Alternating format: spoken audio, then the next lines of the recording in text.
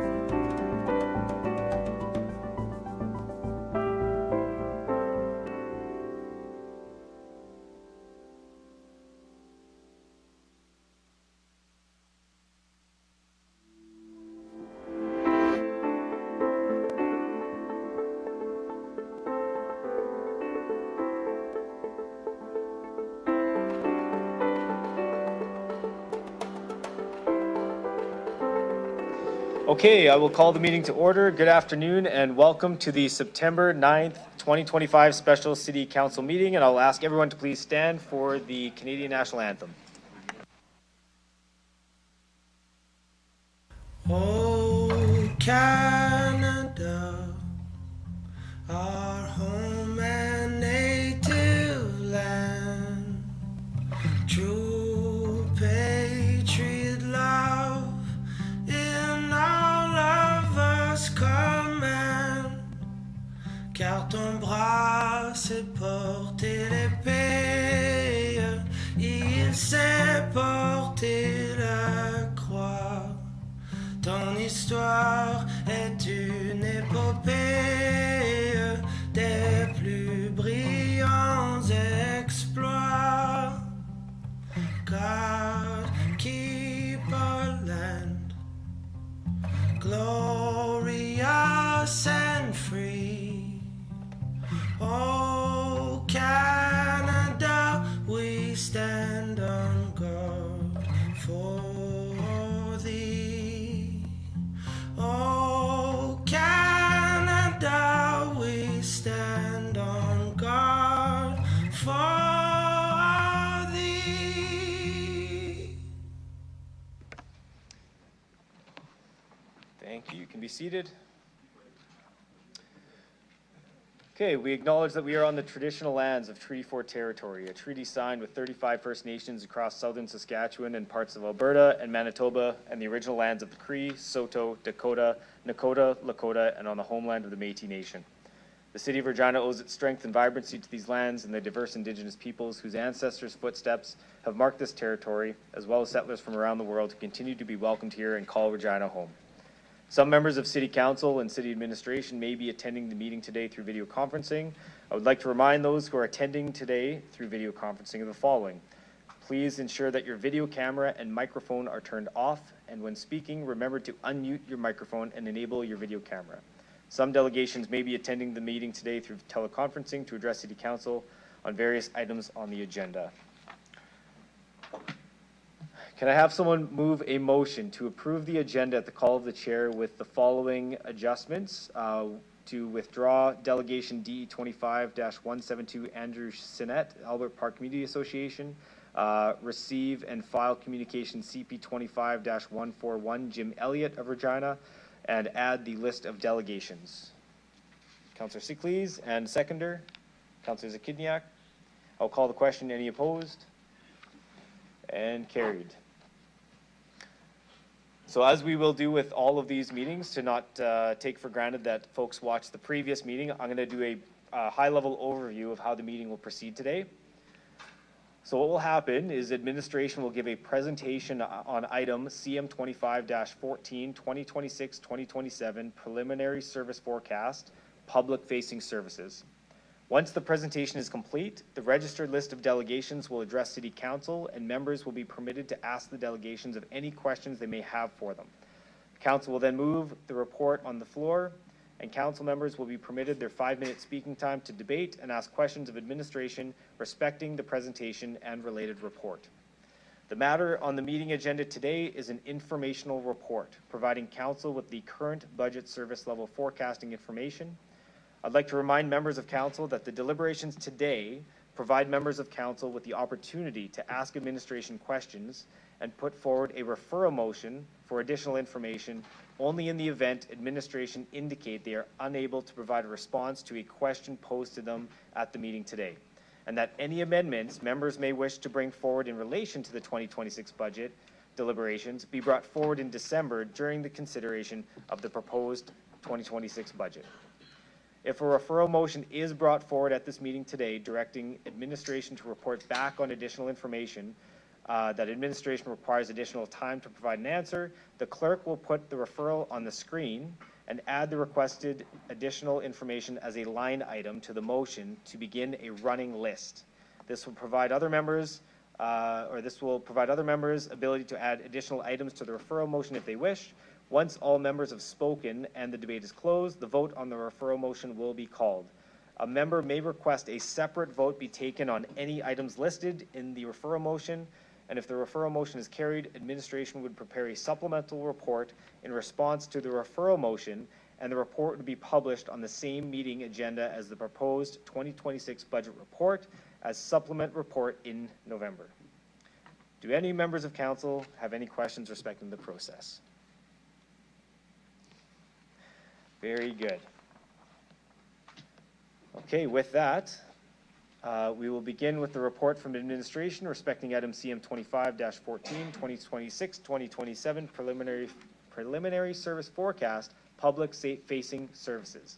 I will ask Darren Anderson, Chief Financial Officer, to introduce the report. Just give me 1 second to get your mic on.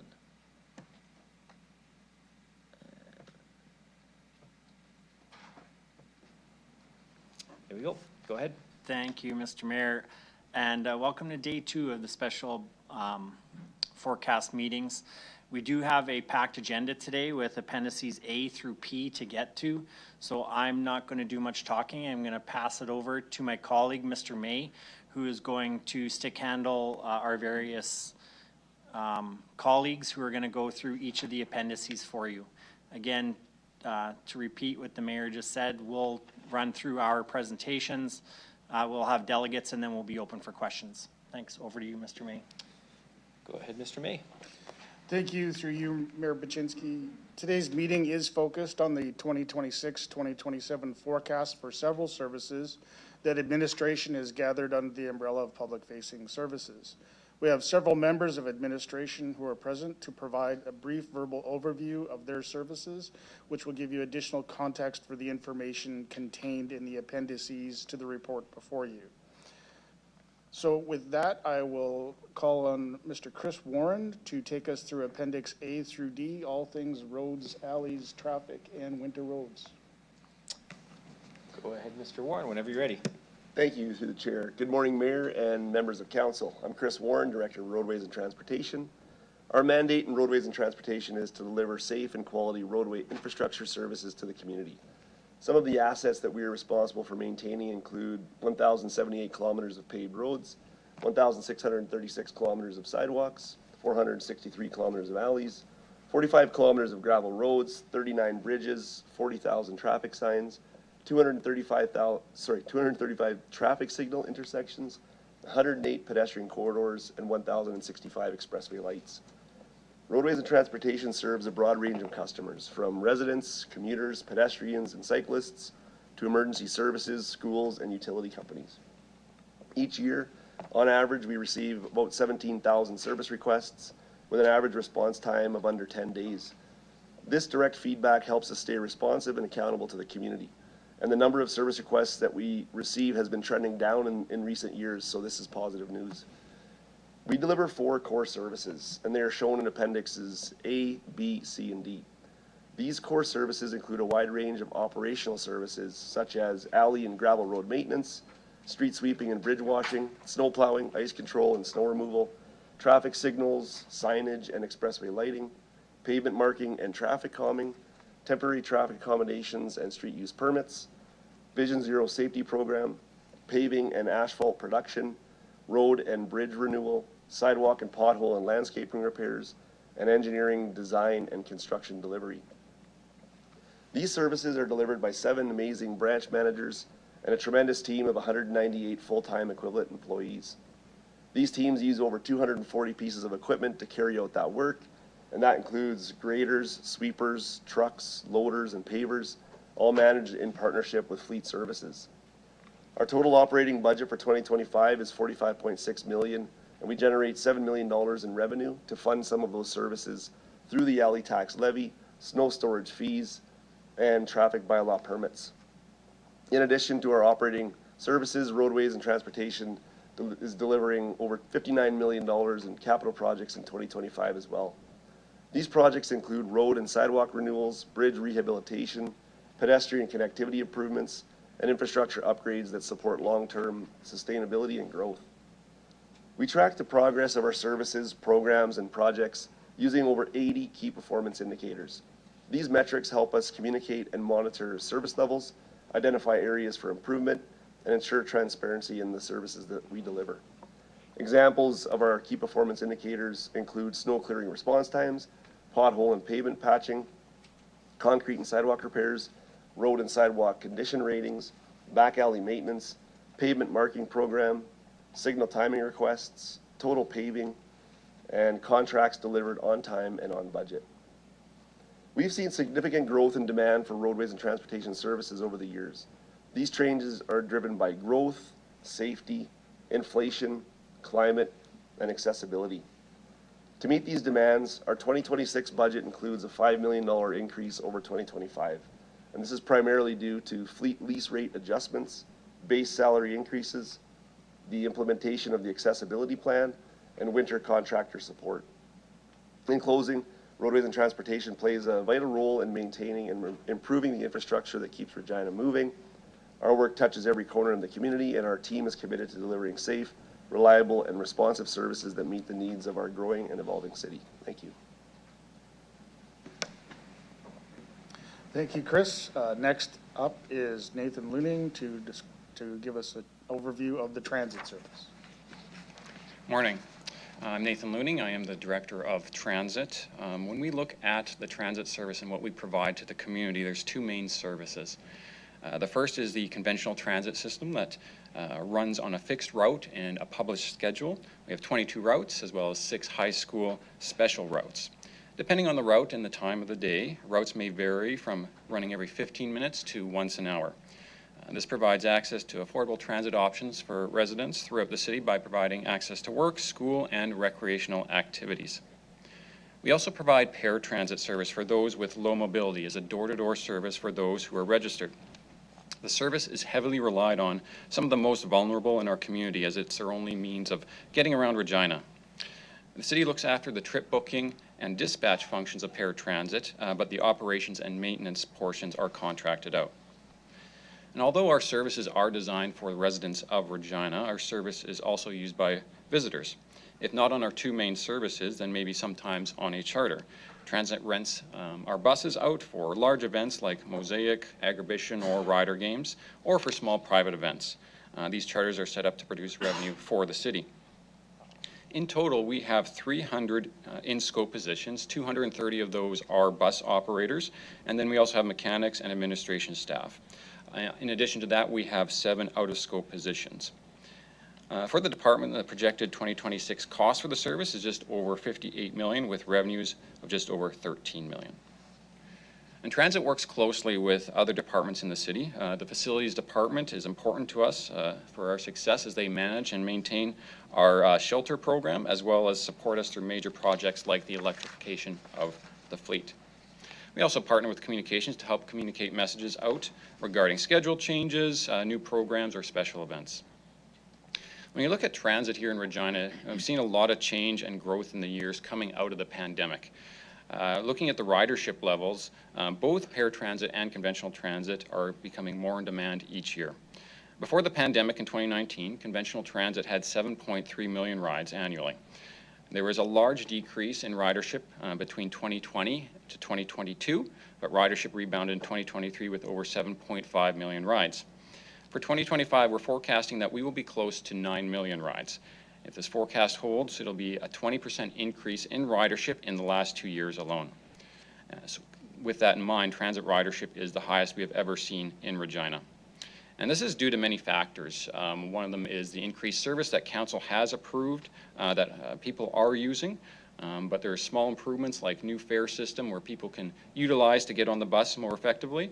But also we have a lot of people coming to Regina that may come from communities where they use transit and they're hopping on our service as a result. Paratransit is also seeing similar growth. It had over 178,000 rides in 2024, but the system is at capacity. And what we're seeing is our denial rate for trips increase as opposed to increased ridership. We have gone from a 1% denial rate to over a 4% denial rate. And this is why council approved the purchase of new scheduling software as part of the 2025 budget to ensure we are using our resources effectively. It is anticipated that with this software, we can provide an additional 5,000 trips every year, and this software will be in place in early 2026. When we look at some of the increases for transit in 2026, the largest increase is the contribution to the transit fleet reserve of $3.6 million to ensure that the reserve does not go into a negative balance when buses need to be replaced in 2027. There was a report to Council in late September to discuss this further. However, replacement of buses is important to ensure we're providing a safe service to our customers while reacting to increased maintenance costs for our older fleet. Note that the number here is based on purchasing and refurbing diesel buses. Also included is a service increase, specifically the extension of bus service on Sundays and holidays from 7 p.m. to 9 p.m. as directed by Council last budget, as well as the additional service is included to reduce 60-minute frequency to 30-minute frequency on weekends and late evenings as per the Regina Transit Master Plan. There is also accessibility investments as part of the accessibility plan, including upgrades to bus stops for grading and signage and disability training for our operators. So in closing, as we see more people use transit service, you can see that ridership and service is increasing. However, the growth not only benefits transit riders, but those that also need to use a private vehicle here in Regina by reducing congestion, emissions, and competition for parking in the community. Thank you. Thank you, Mr. Looning. Next, I'll call on Chief Lane Jackson to give us an overview of fire and protective services. Morning, Mayor and Council.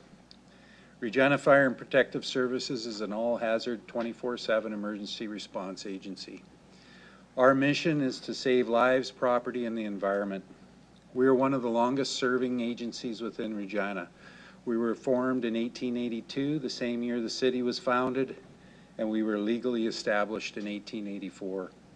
We have been serving and protecting the residents of Regina from the very beginning. Although the residents of Regina are our primary customer, we also serve guests to our community and have a strong regional footprint whereby we provide services to neighboring municipalities, communities, or jurisdictions. Fighting fires is core to what we do, but we do so much more. Nearly half of our emergency calls are not fires or fire related. These other type of calls include emergency medical, things like heart attacks, drug overdoses, injuries. Hazardous materials calls, things like gas leaks, carbon monoxide poisoning, toxic spills. Technical rescue calls, jaws of life, water rescue, rope rescue, and our dive team. We also operate a 911 dispatch center, and we also lead and coordinate the city's disaster response for things like tornadoes, floods, water shortages, things like that. Regina Fire and Protective Services is also a leader in prevention and proactive work within the community. Things like our public education programming, emergency preparedness and business continuity, fire code inspections, arson investigations, and our overdose outreach team. The department is committed to continuous improvement and is one of 7 internationally accredited fire departments within Canada. The process measures over 250 KPIs, ensuring we meet industry standards and best practices while focusing on quality assurance and efficiencies. In 2024, we handled just over 13,000 calls for service and have seen an approximate 50% increase in emergency incidents from pre-COVID numbers. We do this work with 313 staff operating out of 7 strategically located fire stations, a headquarters building, and a training and mechanical center. Our projected budget in 2026 is $54.4 million, which includes increases primarily due to salary adjustments from a recent collective bargaining settlement. The annual revenues generated by Regina Fire is approximately $1.1 million, primarily due to fire service contracts within the region. Thank you. Thank you, Chief Jackson. Now I will call on Mr. Faisal Kaleem to give us an overview of community standards. Thank you, and through you, Mr. Chair. My name is Faisal Kaleem, and I represent Community Standards Department within Fire and Protective Services. Community Standards Department provides education, advice, and enforcement to support public safety, legislative compliance, and to uphold community standards within the city. It is a new department as these services were under the City Solicitor's Office up until the end of 2023. The Parking Services Unit manages public parking with a focus on safety, traffic flow, and upholding community standards. Elements of this service are the downtown parking meters and the enforcement officers. It also includes the installation of limited parking zones throughout the city. Bylaw enforcement is broader in range and includes enforcement of bylaws on public and private property with the goal of protecting health, safety, and welfare of neighborhoods. This includes proactive enforcement on occupied properties and vacant properties, as well as encampment checks. This team also deals with bylaw infractions related to overgrown vegetation and winter sidewalk clearing, amongst others, throughout the city. Licensing has two different components. The Business Licensing Unit regulates business activities to ensure they are conducted in accordance with rules and regulations. Commercial businesses regulated by the city include tow truck companies, pawn shops, and vehicle for hire, including taxis and Uber. The rest of the business licenses are related to residential businesses as permitted by the zoning bylaw, including short-term accommodations, i.e. Airbnb, home hair salons, and home offices. The Animal Licensing Unit promotes safety, health, and welfare of people, animals, and property, while also ensuring the humane treatment of animals. This work is primarily managed via contract with the Regina Humane Society. Our main customers for these services are the residents in the city of Regina. However, we also serve internal department customers as needed. The service delivery for these functions ranges from reactive to proactive measures. The main goal is to gain compliance and ensure that the spirit of our bylaws are being followed for the good of the community. Our staff complement is 43 FTEs, which are primarily full-time staff and that work year-round. Note that licensing and parking services also has $1 million in contracted services for parking enforcement within the city. Moving on to revenues and expenses, this service costs just under $12 million to deliver. You may notice a significant increase in the budget for 2026. Prior to 2024, bylaw enforcement remedies made up of contracted services were not reflected in the account. Instead, it was directly added to taxation's account. Since 2024, these remedies have been accounted for in the community standards budget, meaning the department has shown a variance of about $2 million per year. This expense increase is offset by an equivalent increase in revenue reflected in the budget, which is in turn collected through the tax process. So basically, there's no material change in the service delivery cost. However, this budget breakdown better reflects the work that is taking place. As for revenues, the primary revenue in the community standards budget is related to parking services. Meter revenue comes in at around $1.7 million. However, that number has continued to drop since the start of the pandemic. Parking ticket revenue makes up approximately $2.1 million, noting that ticket revenue is sourced from all parts of the city. And then finally, adding the offsetting revenue from bylaw remedies, as mentioned before, at $2 million, our total revenue for the department is approximately $6 million. Over the past few years, the main change in this service has been an overhaul of the bylaw enforcement function. Our focus has been concerted enforcement on occupied properties and vacant properties starting in 2024. Financially, the shift of focus has been managed by internal branch reorgs. In terms of the total cost increase, the main reasons are due to salary increase, civic fleet increases, as well as contractual increases with the Humane Society. These increases are fairly nominal, as indicated in the report. With that, through you, Mr. Chair, I turn it back over to Mr. May. Thank you. I will now ask Carolyn Colleen to describe three services for us: landfill operations, residential garbage collection, and solid waste diversion. Thank you, and through the chair, my name is Carolyn Kaleem. I'm the Director of Water, Waste, and Environment, and so today I'll be speaking about our operating budget for solid waste. Regina's solid waste services are an essential part of our municipal operations that ensure Regina remains clean, safe, and environmentally responsible. Our waste services include the operation of Regina's Fleet Street landfill, residential curbside garbage collection, as well as both residential recycling and food and yard waste services. Waste services are funded from the city's solid waste reserve, which is a self-sustaining reserve, and there's no impact to the city's mill rate or water utility rate. The city's landfill is a highly regulated facility operating under a permit from the Ministry of Environment, which includes strict standards for waste disposal, including leachate and groundwater management. The Fleet Street landfill receives approximately 150,000 visits per year and serves both Regina residents and surrounding communities. The city's landfill also includes assets such as the gas-to-energy facility capturing methane from 53 wells with electricity sold to Sask Power.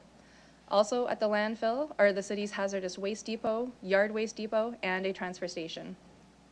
The Fleet Street landfill is projected to need to close by 2050, with a new landfill estimated to cost over $50 million, and the closure and post-closure liability of the existing landfill estimated at over an additional $40 million.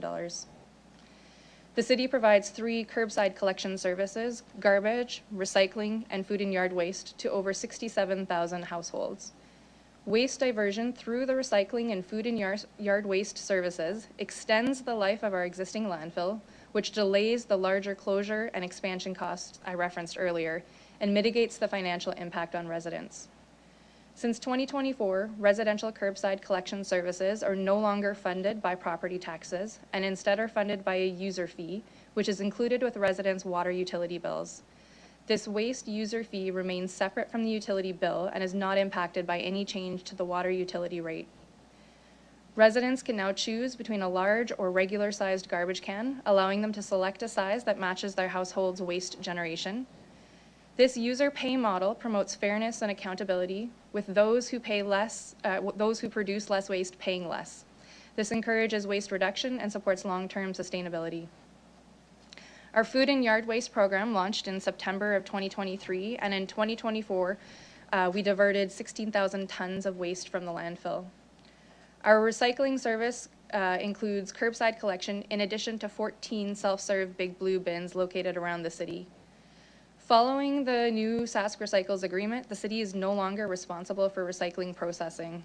This results in an additional reduction in waste user fees from residents in the range of $30 to $40 per household annually, which will be brought forward as part of the December budget discussions. Solid waste services are financially independent, environmentally regulated, and strategically planned. We are focused on health and safety, sustainability, and cost efficiency for Regina residents. While some expense increases are noted in the 26 and 27 budget, these primarily relate to increases to salary and benefits as well as fleet costs. With the $2.1 million in savings in a recycling service, this will result in an overall waste cost for residents. Thank you. Thank you. Now I will ask Diana Burton to give an overview of recreation and cultural services as well as community safety and well-being. Thank you, and through the chair, my name is Diana Burton, Director of Recreation and Cultural Services. Our department plays an important role in building a healthy, inclusive, and vibrant Regina.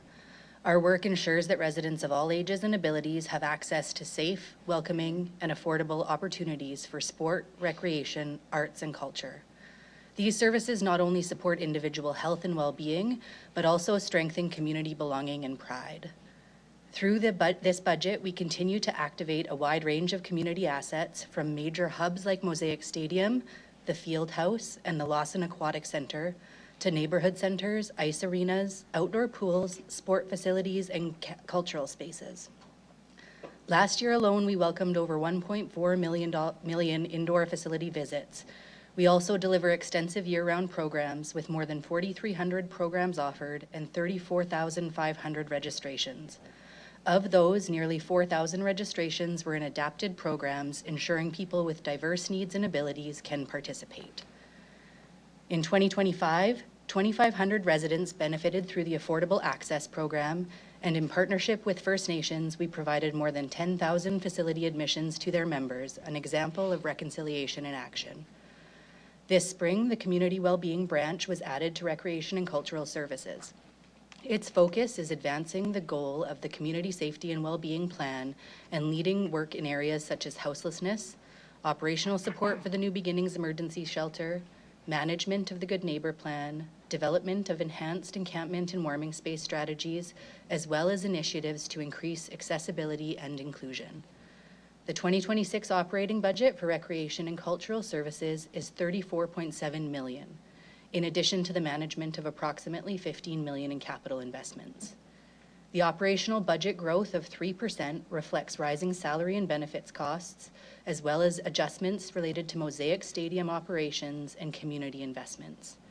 It also includes an increase in office and administrative expenses driven by software costs that are essential to our core service delivery. Importantly, $6.1 million in grants will flow directly to community and cultural organizations, helping them deliver programs and services that residents value across our city.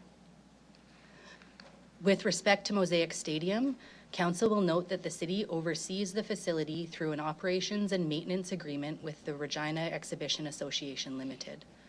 Across the department, Recreation and Cultural Services is delivered by approximately 425 casual, 70 permanent, and 7 out-of-scope employees whose dedication ensures high-quality programs, services, and facilities for residents every day.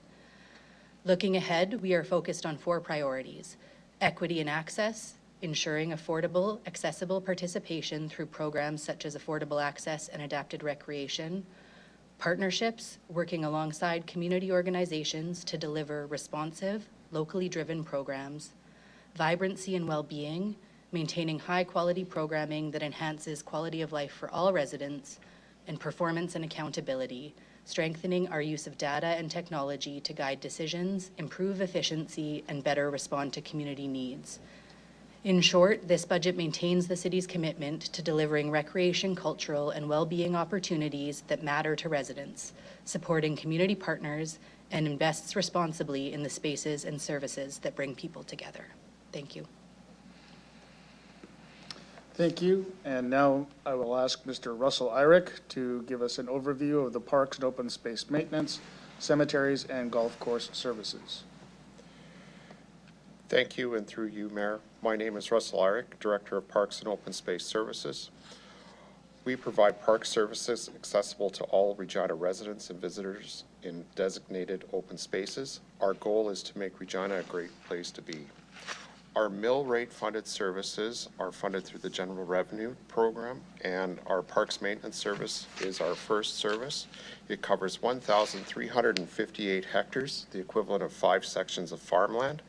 This includes the mowing of Class A, B, and C parks and athletic fields on a set schedule. As a highlight, 40% of this space is Class A and B parks, or 2 sections of farmland. And this space is irrigated and mowed weekly. It is the equivalent of mowing from Regina to Vancouver every week for 20 weeks. We also provide other maintenance activities such as playground maintenance, median maintenance, ditches maintenance, outdoor rinks, pathway, snow clearing, and litter control. Our urban forestry unit manages 180,000 trees in parks and boulevards, and this group is primarily the pruning and removal services.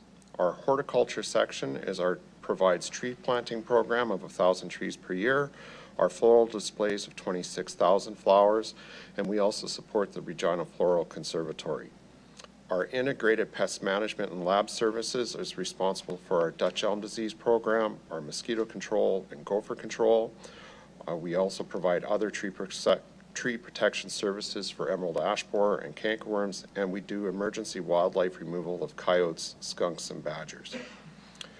The budget for this group is defined from the general revenue. Our expenses are projected to be $21.2 million. Our revenue will be $110,000.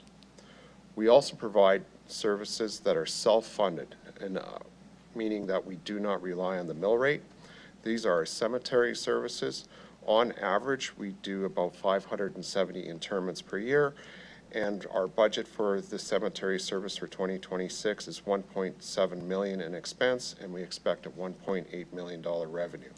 Our golf courses provide 81 holes of golf across 4 golf courses. On average, we do 138, well, in 2024, we did 138,000 rounds of golf. Our Tor Hill course was the second most visited course in Saskatchewan with 54,000 rounds of golf. The budget for 2026 is set for $3.1 million for expenses and $3.3 million in revenue. Our staffing at our peak, we run 403 staff at our peak season. Of that, 4 positions are out of scope, 1 director, 3 managers. We have 399 in-scope staff, of which 71 are permanent and 328 staff are casual. Combined for everything described, our total budget will be $26 million. Thank you. Thank you, Mr. Irick. And now I'll ask Mr. Jamie Hansen to describe the facilities and fleet services. Good morning, Mayor and Council. I'm Jamie Hansen, Director of Facilities and Fleet, and I will speak first to the facility service. Facilities is an enabling service, so we truly partner with all city departments in the delivery of their services to the community. This ranges from providing general office space and parking for employees to providing recreation facilities for recreation and cultural services and operational facilities for roadways and transportation in the delivery of their services. Facilities is responsible for the stewardship of city-owned buildings and related assets, delivering reliable and sustainable services within a safe and secure environment. Facilities is responsible for a diverse portfolio of close to 800 assets totaling 3.2 million square feet and with a current replacement value of 832 million excluding land. Through our professional services, we create and enable positive experiences for staff to deliver effective and quality services to the community. Facilities coordinates the facility space and site needs to accommodate people, vehicles, and equipment, and provides the operations, maintenance, and building services and sustainment for those facilities and sites. There are 4 facilities branches that support the delivery of the overall facility service. Facilities operations manages the efficient operation of the facilities portfolio and is the face of the facilities service, liaising day-to-day with the clients that occupy and deliver services out of the facilities. The day-to-day operational services include custodial services, operational preventative maintenance, safety inspections, comfort control, general security, and customer service. This branch completed close to 1,500 service requests in 2024 in addition to their planned work. Facilities maintenance manages the day-to-day maintenance of the facilities portfolio. This branch aims to focus on preventative maintenance to ensure that the anticipated life expectancy of equipment, systems, and facilities can be realized. The branch also provides reactionary maintenance in support of unplanned equipment breakdowns. Other key services include graffiti removal on facility assets and fire board ups for the fire department. This branch completed over 5,000 work orders in 2024. Facilities engineering is responsible for project management as well as the development of master plans and asset management plans to guide both long-term investment decisions and day-to-day service delivery. This includes development and implementation of the capital plan with the goal of ensuring the long-term functionality and sustainability of the facilities portfolio. This branch implements all capital improvements to the facilities portfolio, including upgrades, renovations, and new construction. Another key service is managing the electricity, natural gas, water, and wastewater utilities for the facilities portfolio.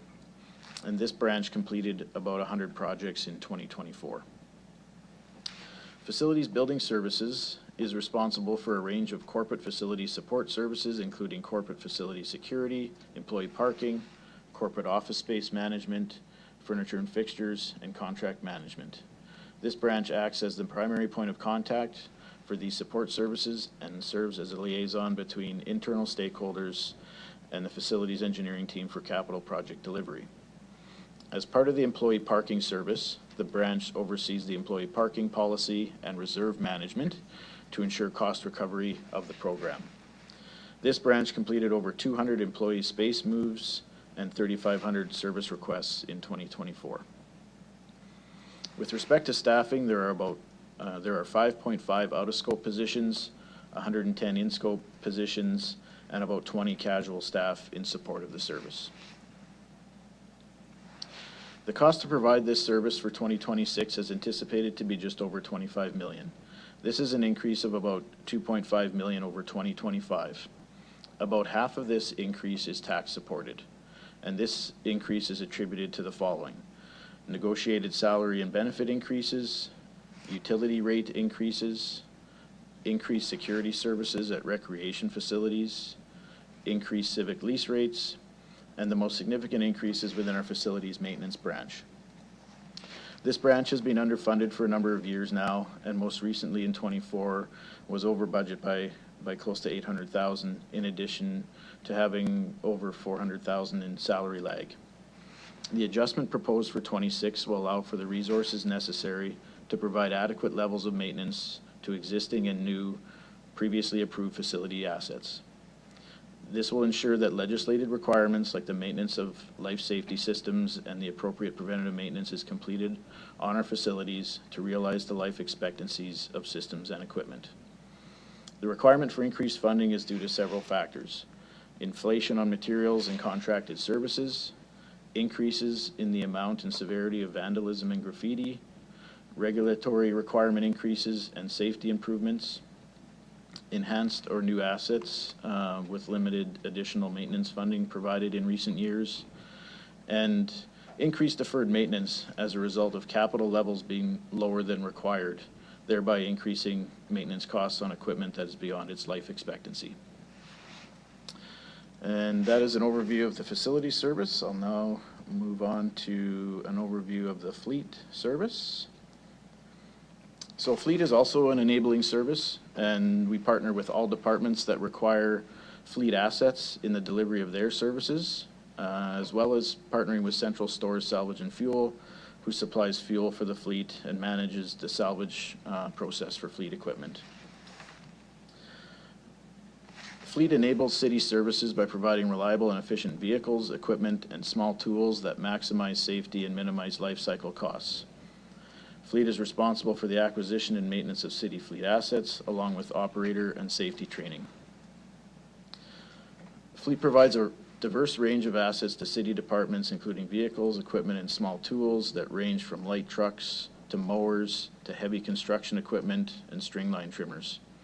These assets provide staff mobility, act as mobile offices, and service vehicles that enable the delivery of services to the community.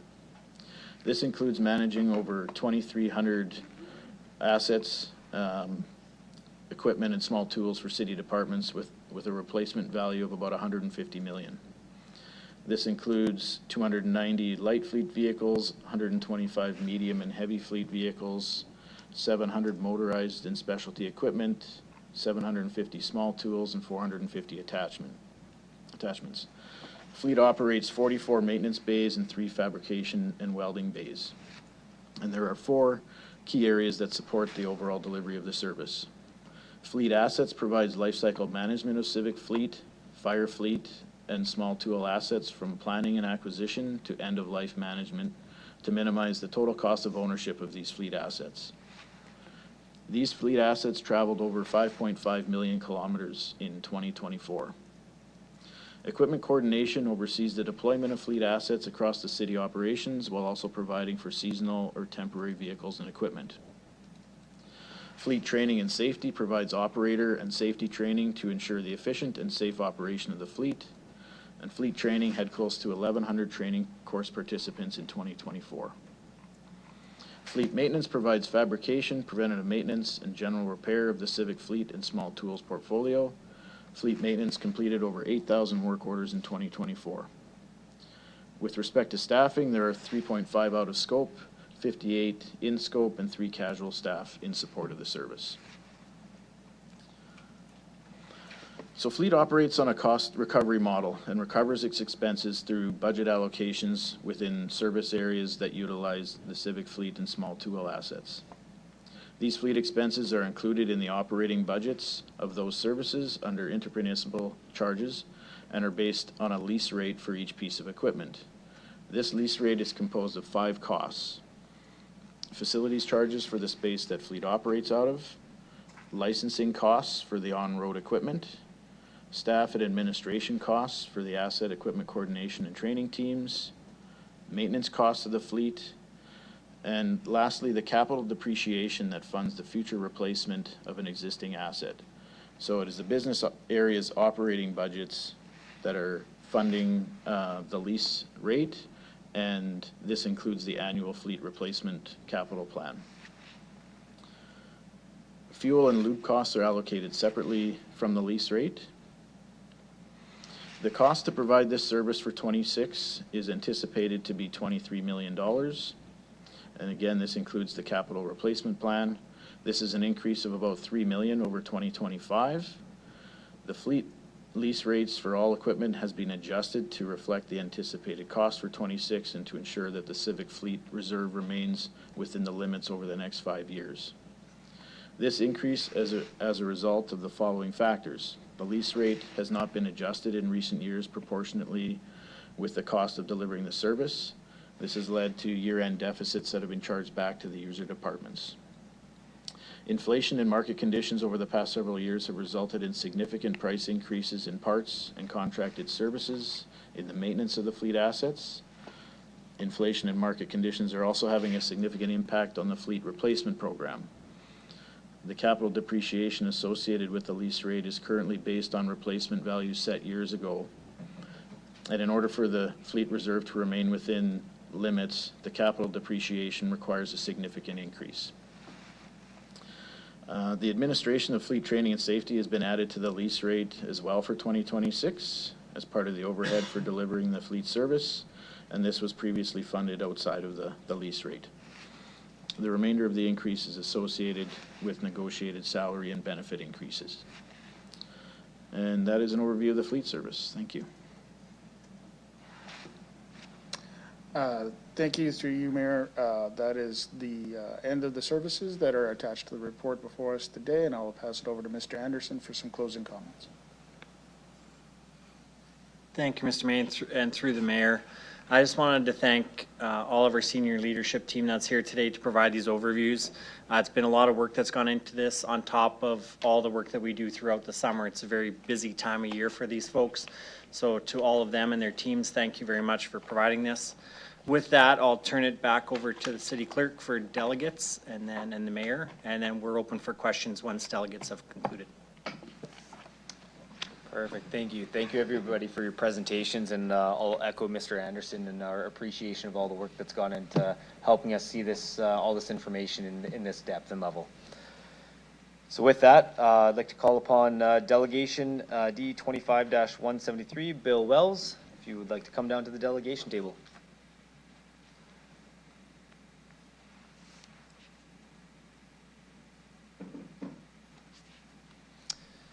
And once you're settled, I'll get you to introduce yourself for the record, the organization you're representing, if any, the city or town you reside in. You'll have 5 minutes to address City Council, after which you will have the opportunity to respond to any questions members of City Council may have for you. Go ahead whenever you're ready, sir.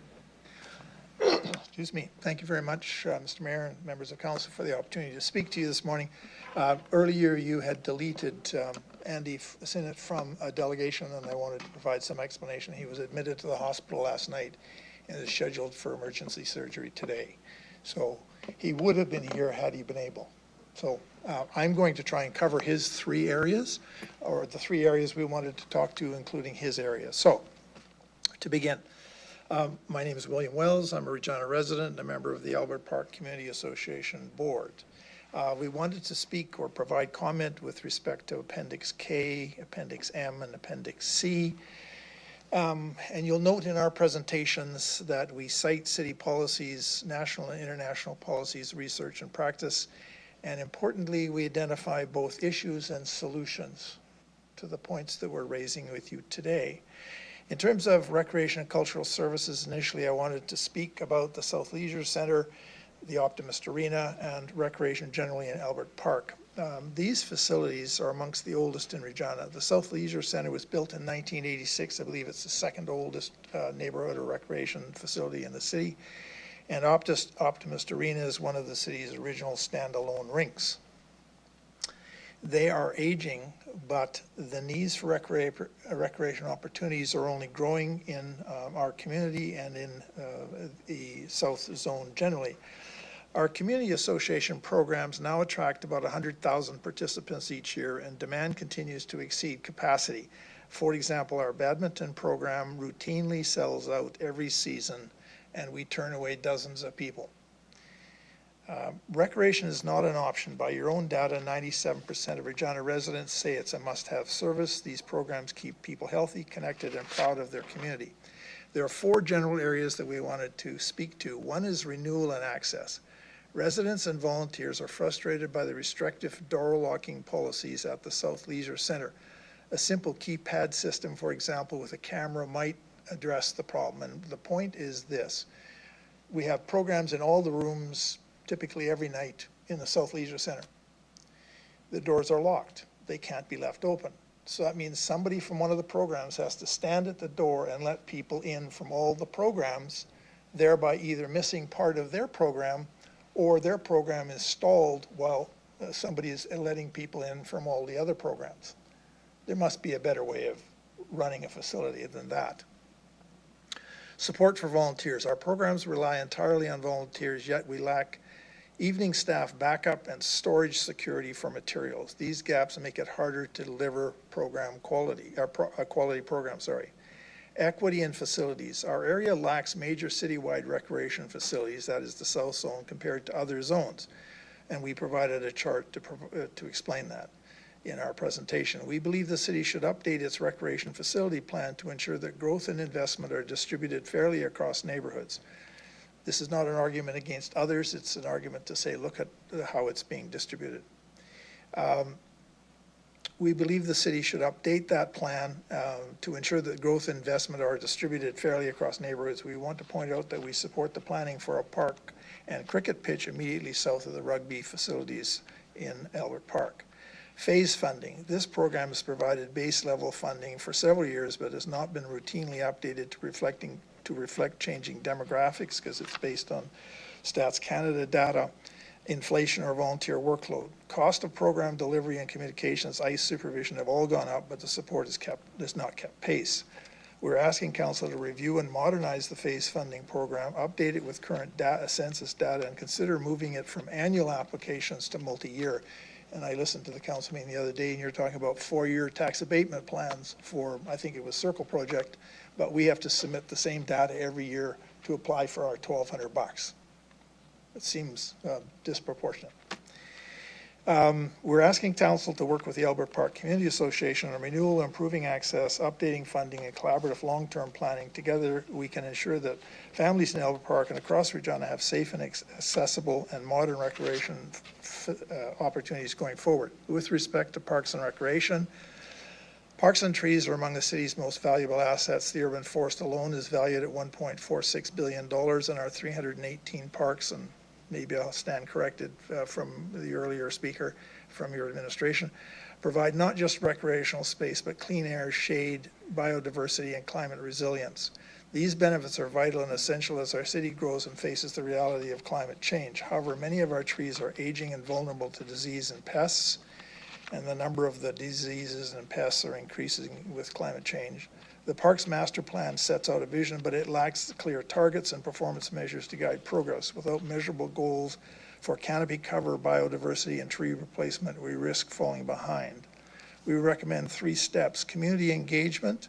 Residents must be a part of shaping the plan, closing the loop with the public builds trust and ensures broad support for implementation. Urban forest strategy, set measurable targets for planting and canopy growth, and pursue external funding. Other cities are accessing millions of dollars of large-scale tree planting dollars, but Regina should do the same. Naturalization and biodiversity. Parks should be more than just sports fields.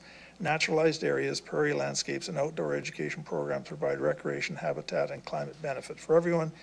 In short, we need to move from a vision to action. Regina's parks and trees define our character, our livability, and our resilience.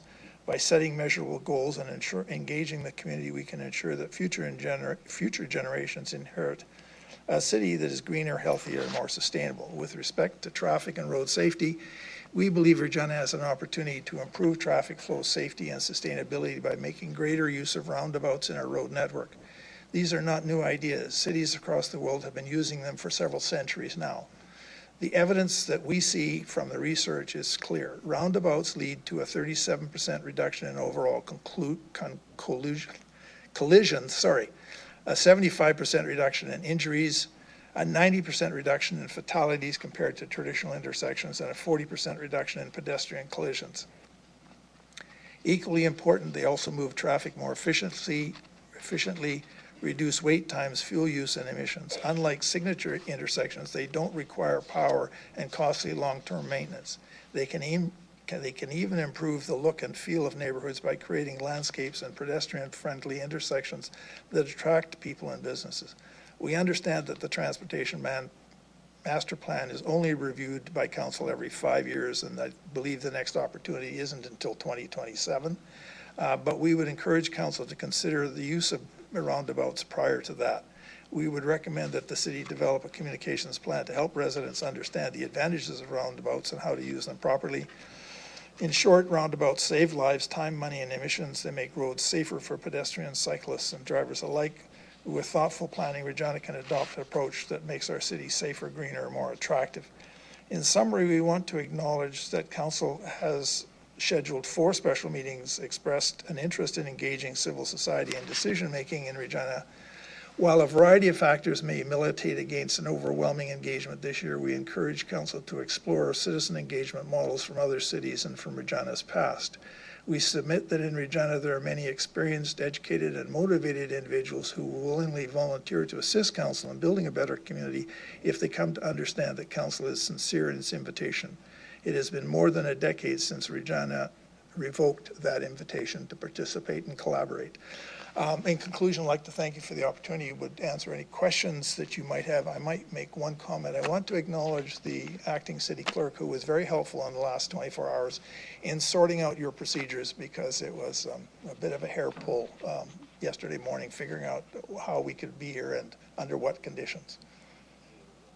Yeah, so thank you very much for that, and if there are questions to our submissions, I will try to answer those questions.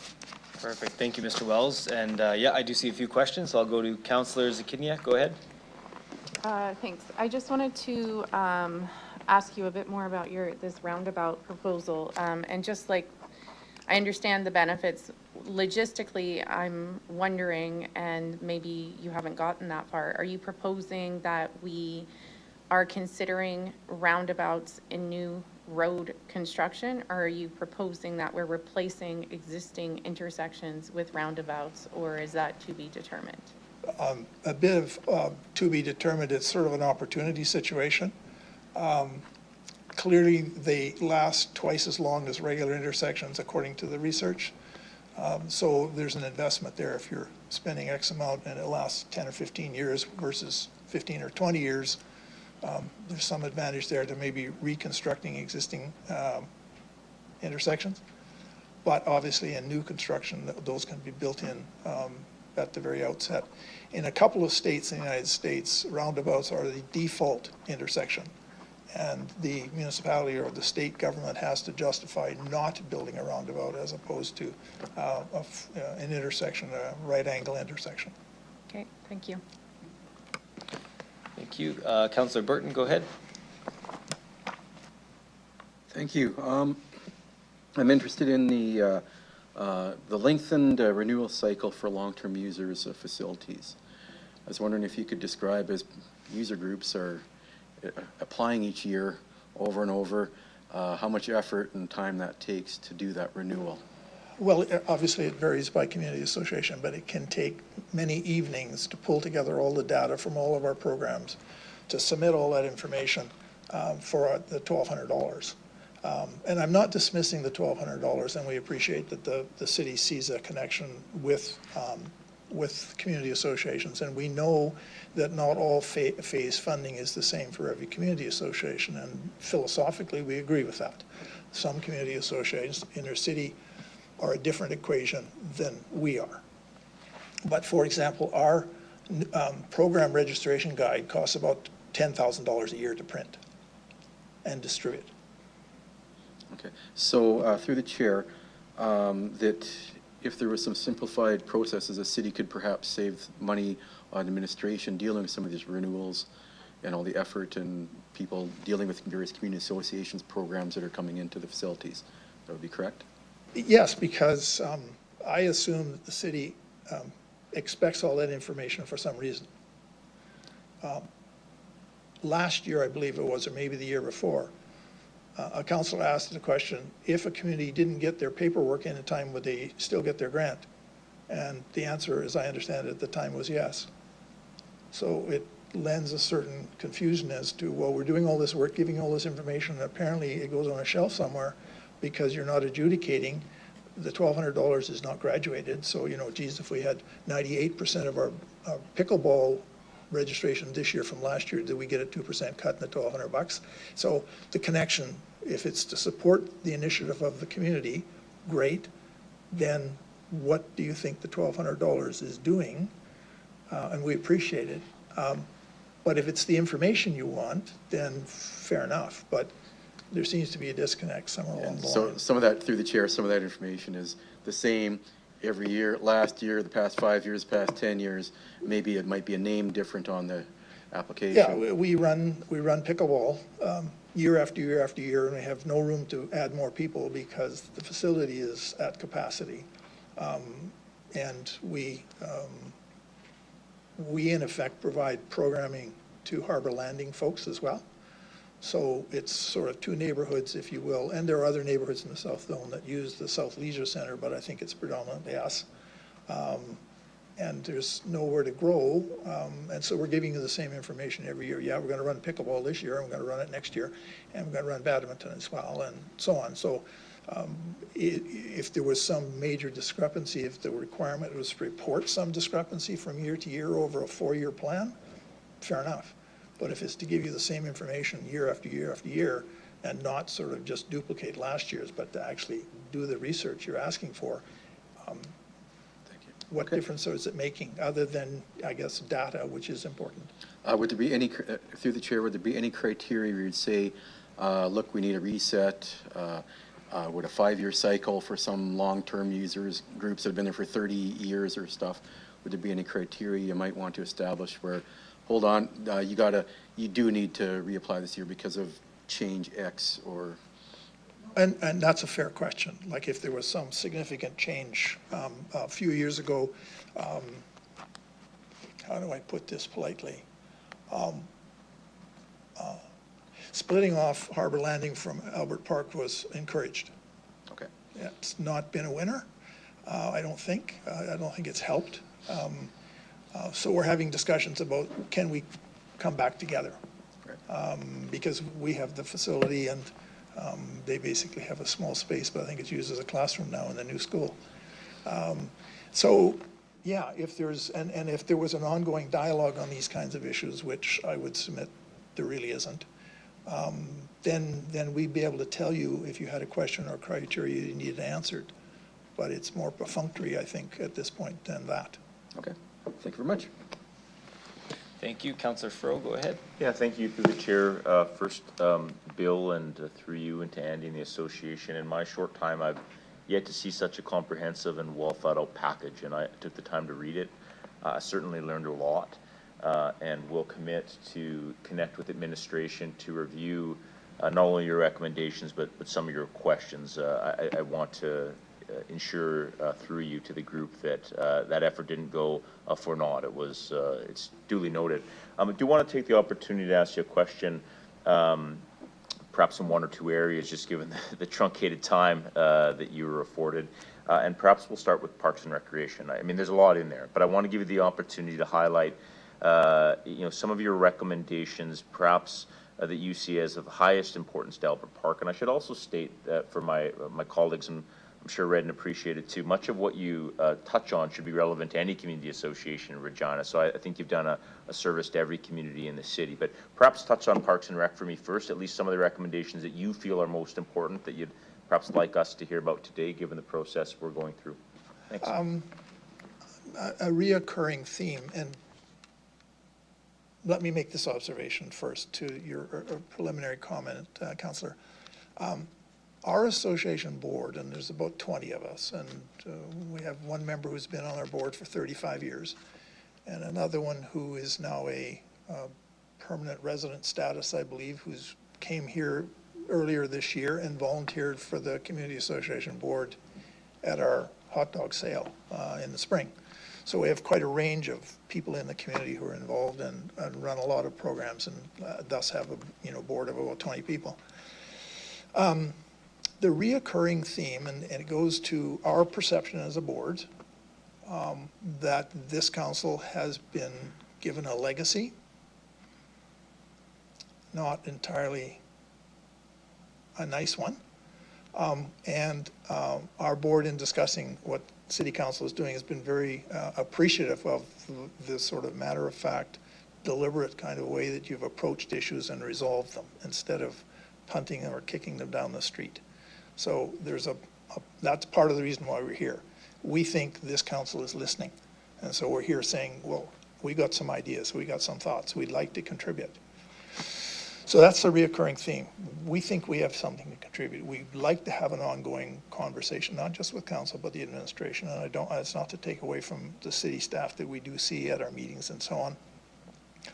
they're given a certain mandate, and so they function within it.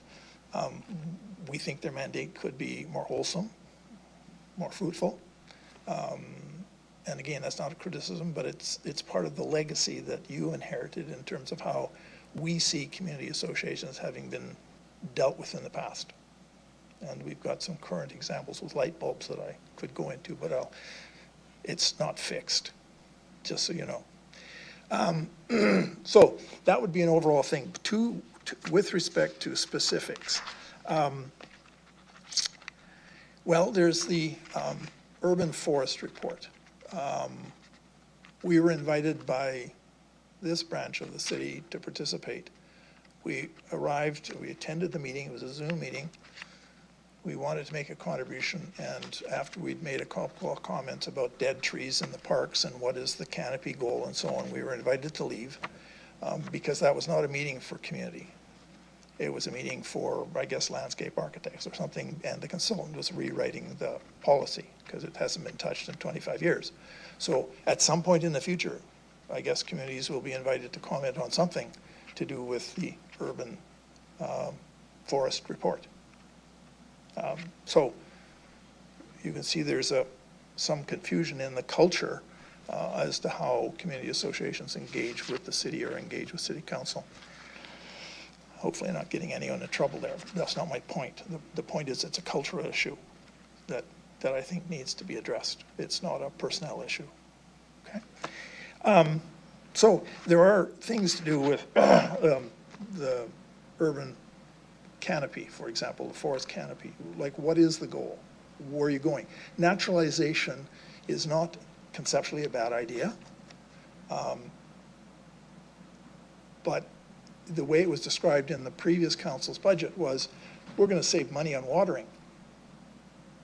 Well, that's not naturalization, that's abandonment, right? So, because naturalization is a longer process. It takes more than one summer to reintroduce natural plants, unless you want only invasive plants in your naturalized areas, which some would tell you are weeds. Invasive plants are not necessarily a good thing. If you want indigenous plantings, then you're going to take some time to do it. But the report seemed to be prefaced on, we're going to save water.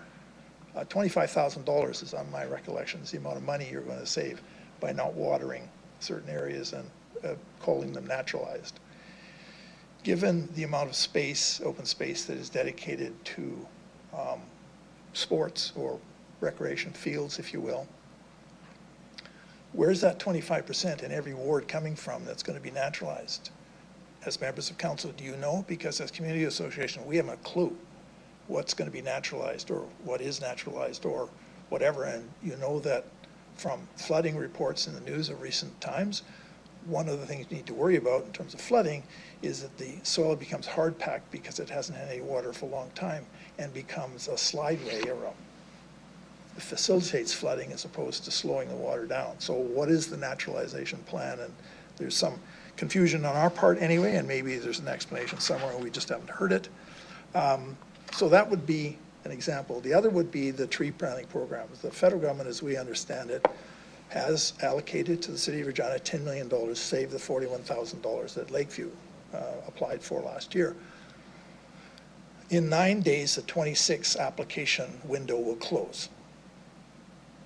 So if you wanted to take advantage of the $10 million, now you're talking about 2027, unless you can mount something in the next 9 days, which I think is unlikely. When I worked in Alberta, the city of Edmonton had a program where they would identify the location, they would bring the plantings, they would bring the city staff, they would bring all the things you needed to plant those plantings. My staff would show up. We'd spend 2 or 3 hours digging holes and planting things.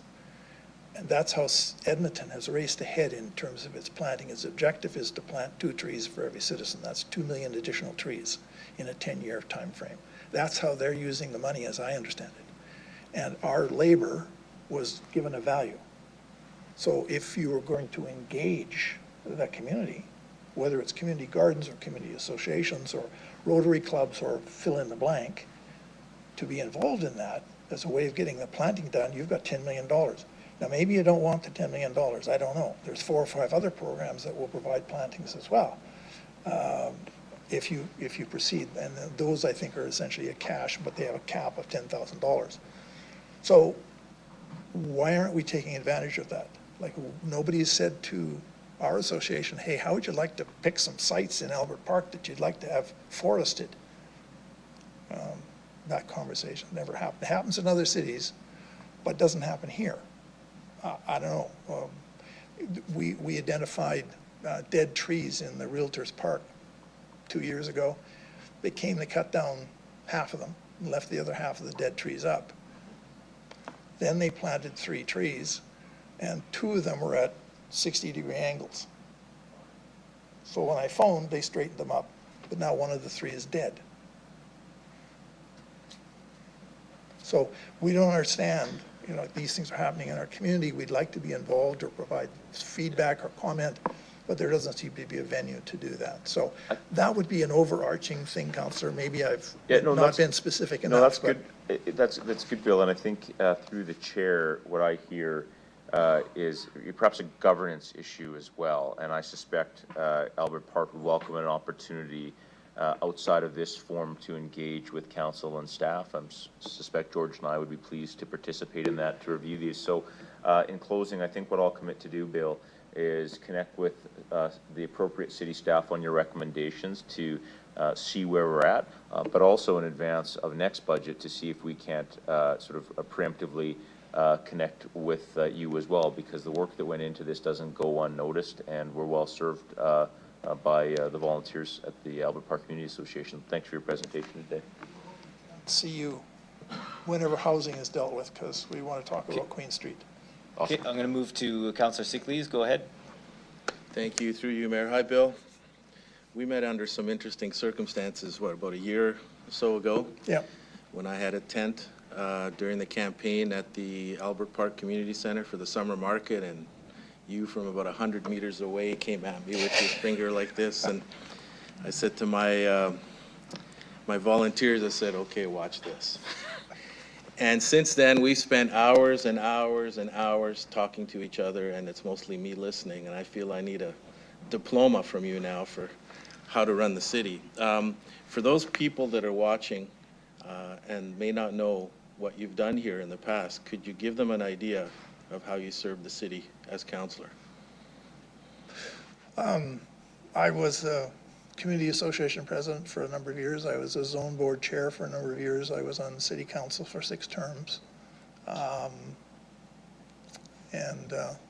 Maybe that's at the risk of being verbose, which I think you were suggesting I am. I've been accused of that before. I find it hard to, disagree with anything you said, as odd as that might be for me. That's good, because we don't debate with delegates, right? Right. We're not going Just a reminder to everybody. We're friends. We're not going to debate. We're friends. We're friends. Questions only. So, can you just briefly describe what we used to do in terms of community engagement? Again, some of us know this, but a lot of people who are watching don't. Okay. Different communities, different cities engage their community, their civil society in different ways. Right. To be fair. So any comment I make are not intended to be the be-all, end-all, but simply an example, and you asked for historical reference. Like Regina Beach, the city of Regina used to have a Parks and Rec board in which each zone had a representative, and there were 4 councillors. Yeah. They met monthly. They did all the issues that came up, came through that board. A member of council was the chair and would present the reports from the Parks and Rec board to this council, sort of like what the administration does currently, but then it was done by a member of council, would provide the leadership or the motion to do that. So Musha, for example, has a public art board and bylaw and budget. Yeah. And so there are public members appointed to that. We used to have an arts commission. I'm not sure what the status of the civic art collection is today. We used to have things like transit advisory boards. We had a community services committee that dealt with community grants and the like. We had an environmental committee. It had different names at different times of leaders in the community who came together and gave the city advice. and commented on things. Typically, the budgets would go through those committees and then come to council through the council member from that particular committee. Works and Utilities Committee was another. Again, that was a way in which the community could come and be engaged either formally, structurally as a member of the committee, or they could come and speak to a particular item at a particular committee focus, as opposed to a pan sort of focus of everything all at one time, all at one place. And the comment that I've made is, in my view, council has three roles. One is advocacy, and either as an individual councillor advocating on behalf of this project or that project, or doing this or doing that. The council generally advocating to other levels of government, hearing from post-secondary institutions who have issues, hearing from school boards, hearing from whatever, and advocating jointly with them on whatever their issues might be, because they're part of the community. Secondly is is a research analysis function. And that's what the committees at that point, and I think in other communities do. They do the in-depth sort of discussion. There were 10 members of council at the meeting on the 3rd, I think, or 10 were here, discussing the tax exemption for 2 daycares. Is that, in my view, okay, and not to offend anyone, is that something that it takes 11 members of council to sort? Or could a committee of council do that, or an advisory committee advise council and say, this is what you should do? I'm not saying you shouldn't do that. I'm just pondered. I watched that and said, well, that's a lot of time and your knowledge and experience being dedicated to that singular issue. So those would be comments, George, that discussions that you and I have had in the past. About, is there a better way? Because currently, in my view, you have I think it appears to be an effective relationship, working relationship between the development industry and business generally, right? And if you look at your list of what they call service providers or service partners or something, other than the public library, the rest are all business. You don't see anybody in the community, in the civil society, as being your partners as such. Now, in the budget, it's called partners, right? There's that little box on the side that says partners and so on, and clients and customers or something. But in terms of how community associations and other organizations relate to the city, it doesn't feel like partner. What were you called? Hmm? You weren't called partners. Oh, you want me to bring that up? Okay. Yes. We went to, me specifically, but on behalf of Albert Park Community Association, were invited by the city staff to attend the Urban Growth Forum. At the end of that process, and we participated, to be fair, and did other community associations. At the end, there was a survey that said, which category do you fit in? And there were several categories of developers. And then there were lobbyists and other. So on behalf of the community association, I'm supposed to tick off lobbyist, or am I tick off other? And I took some exception to that and sent a note to one of your colleagues. And the response back I got from the administration was, yeah, lobbyist probably wasn't the right word, but they're stakeholders and essentially we're not. Okay, so we're not lobbyists and we're not stakeholders and we're not partners according to your website. So as community, as civil society, what is our connection? What is the philosophical link, right? So again, this is me. And I think our association wants to have a more robust engagement with the city and with city council, and the three of you have attended South Zone meetings and so on, our community association meetings, and that's appreciated. And we tell the other community associations that we deal with that, yeah, our councillors come out and talk to us, and we think that's good. And we think we have a broad mandate. We're not, I think some associations have been reduced because of circumstances and the way things have worked for the last number of years, to seeing themselves as simply recreation associations, because there's no venue for them to talk about issues in their community because that's all been shut down. So we used to be very close to the community. And my job is to serve the community, to serve you, all of you that have a home. I serve everybody. And it feels like we've pulled away from that. So, why? I just want to interject quickly, because I just want to make sure that we're asking for examples, because we have a number of appendix items related to specific budget okay. items. I do So I know. just want to make sure we're focused in on Sure. the engagement on those budget items, and that we're asking for specific examples to inform as we deliberate the budget going into December. So I just want to make sure we focus the conversation on today's meeting. I'll do that right now. Thank you, Mayor. Can you tell us a bit about the South Zone funding and how much is spent on human security of that? In the phase funding, the South Zone Board, of which we're a member, receives, I think it's $5,000 or $5,200 phase funding. They then turn around as a zone board and spend $3,500 of that hiring commissionaires to deal with the door issue for their programs. It's a lot of money. I'm not sure if you're funding the South Zone Board for its activities, I'm not sure their principal activity should be commissionaires for the doors. Like, I don't know what your return on investment is there when the door lock system, there's got to be a better solution, and that lock system has been there for a long, long time. Can you give us an idea of the number of community centers in other areas of the city versus Ward 2? Okay. I've got to find, oh yeah, the chart. So in our submission, at the back of our actual submission,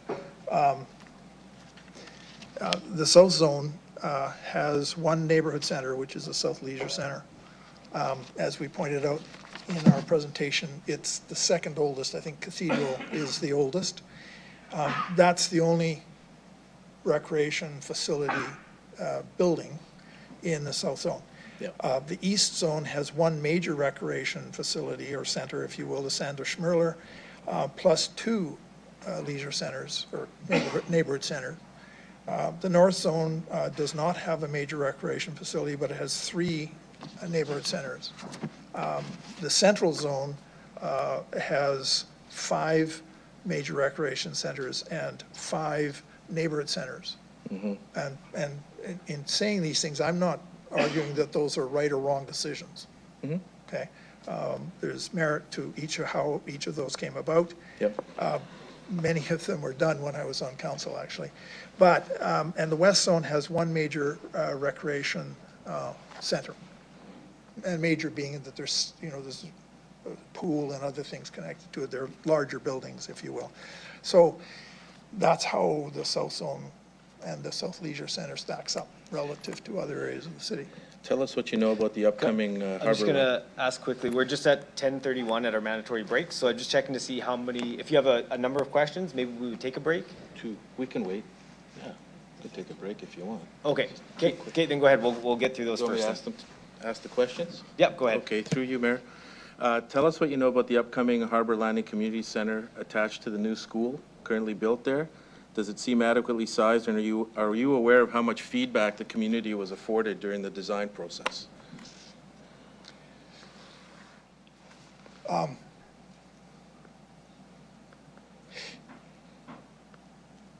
My impression is that the schools tend to get approved and built post-demand. So the kids are already there and being bused somewhere and now get bused somewhere else to the new place. That's sort of a pattern as opposed to an anomaly. My understanding is that the sort of community space is being used as a classroom or some kind of school facility. That in and of itself isn't problematic if the community has exclusive access at all other hours than class time. But I'm not sure that that's the case. The deal, for example, when we built the Uplands Community Center, the Argyle Park Community Center, for example, there was a deal struck between the city, the community, and the school board. And in terms of the capital asset, each was responsible for a portion of it. So if I was in the community center and punched a hole in the wall, that's the community association's problem. If a storm came and blew the roof off, that's the city's problem. The maintenance and cleaning and water bill and so on was the school board's problem. During the school hours, they had access to the facility. During the other than school hours, the community association could program essentially the whole school and the community center because they're attached. So that was the relationship. I don't know what the relationship is with Harbor Landing, or if they had any input into anything with respect to the facility. I don't know the answer to that question. Thanks for that. In the interest of time, is there an overarching immediate need that we should talk about with respect to these three appendices in the report, and what would be the runner-up need? I think the overall thing is to trigger a dialogue on a number of these issues, recognizing that some can be addressed quickly and some not. To give you a concrete example, there's a group of, I don't know, 20, 30 guys, 20s, 30-something guys, like age, who virtually every night are playing volleyball on the lawn at the South Leisure Center. Okay. They bring their own nets, they bring their own ball, they play on dirt because they've beaten the grass into dirt, okay? Yeah. There's kids who come every once in a while because we have a basketball net on the wall who come and try to shoot hoops. Those are not big ticket items. They're sort of like the light bulbs, you know, albeit at the last South Zone Board meeting, we asked about the fluorescent bulbs that are all different colors, whether those were going to be fixed, and they said, well, we were told by the city, well, the budget's tight. So I guess they can't afford the fluorescent bulbs, but, or not in this year's budget, maybe the next year. And maybe the story, and some of you know this story, in 2017, the three big lights in the South Leisure Center burned out, and they were to be fixed in the 2029 budget.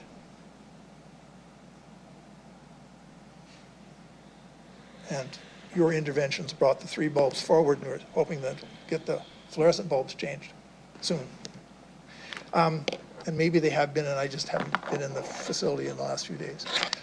So there's some of those fairly immediate kinds of, we would think, simple things, like somebody talking to the volleyball guys and saying, can we design or plan like a proper volleyball, I don't know, it's sand or what it is, but talk to them and say, what can we do here? Yeah. Now, our concern is, do we do that, and who do we talk to at the city then? Like, that's going to be amenable to doing something, as opposed to saying, well, we'll talk about it next year's budget or the year after's budget, like the light bulbs or whatever. So that's part of it, is the opportunity to have a dialogue with people who can convey the message and bring back, beyond telling us the budget's tight, about the fluorescent bulbs. And I'm not criticizing, because that was a brand new city employee, so yep. they may have been caught off guard or something, but to tell us the budget is tight is, I mean, we're taxpayers, we understand that, and we know that you have challenges. But to tell me that the city budget is tight and you're not sure about light bulbs, not the best possible answer. Yeah. I mean, because it just annoys people. So you know, communication number one. Well, and I guess evidence that there's a commitment to a partnership that's more than, for example, one more story. City staff at the last South Zone Board meeting says, we want to hear all your concerns and issues because we're interested. And the reaction, not from me, from one of the other board members was, really? That tells me there's an issue there. And we're here because we don't subscribe to that particular, right? We're here saying, hey, let's work on these things. We're prepared to sort of contribute, right?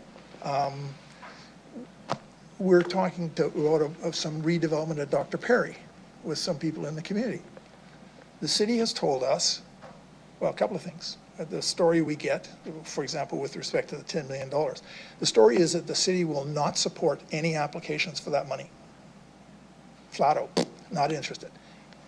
I don't know where that comes from. Maybe it doesn't come from you, but it comes from somewhere. Dr. Perry, we're being told that if we want to renovate that property, we have to renovate it beyond the school board's standards with sod grass. over at Harbor Landing, they were on what, year 3 of replacing the sod grass, because that's the standard that was put in, and the kids wear it out every year, and so they replant. Like, why would we go ask people to donate money for sod grass that won't withstand 500 kids? Like, why would the city tell us that you have a standard up here that the school board standard's here? Like, how does that work, right? So there's those kind of things in terms of communication or partnership that befuddles us. But we're here saying, hey, we want to participate. We want to join or partner with the city on these kinds of issues that we've identified. And these are just the ones that are front and center kind of thing. We could have had some more, and maybe at a subsequent meeting we'll have some more for you. But it's not just coming and complaining, because that's what we provide. It's solutions or remedies. It may not be the ultimate one or the final one or the best one, but it's one we came up with, and we're prepared to talk about it. Thanks for sharing, Bill. I really appreciate your time and constructiveness in all this. Thank you, Mayor. Okay, thank you. So we'll take our, thank you for your presentation, Mr. Wells. You can return to the gallery, and council will take our mandatory break. We'll be back at 10:54.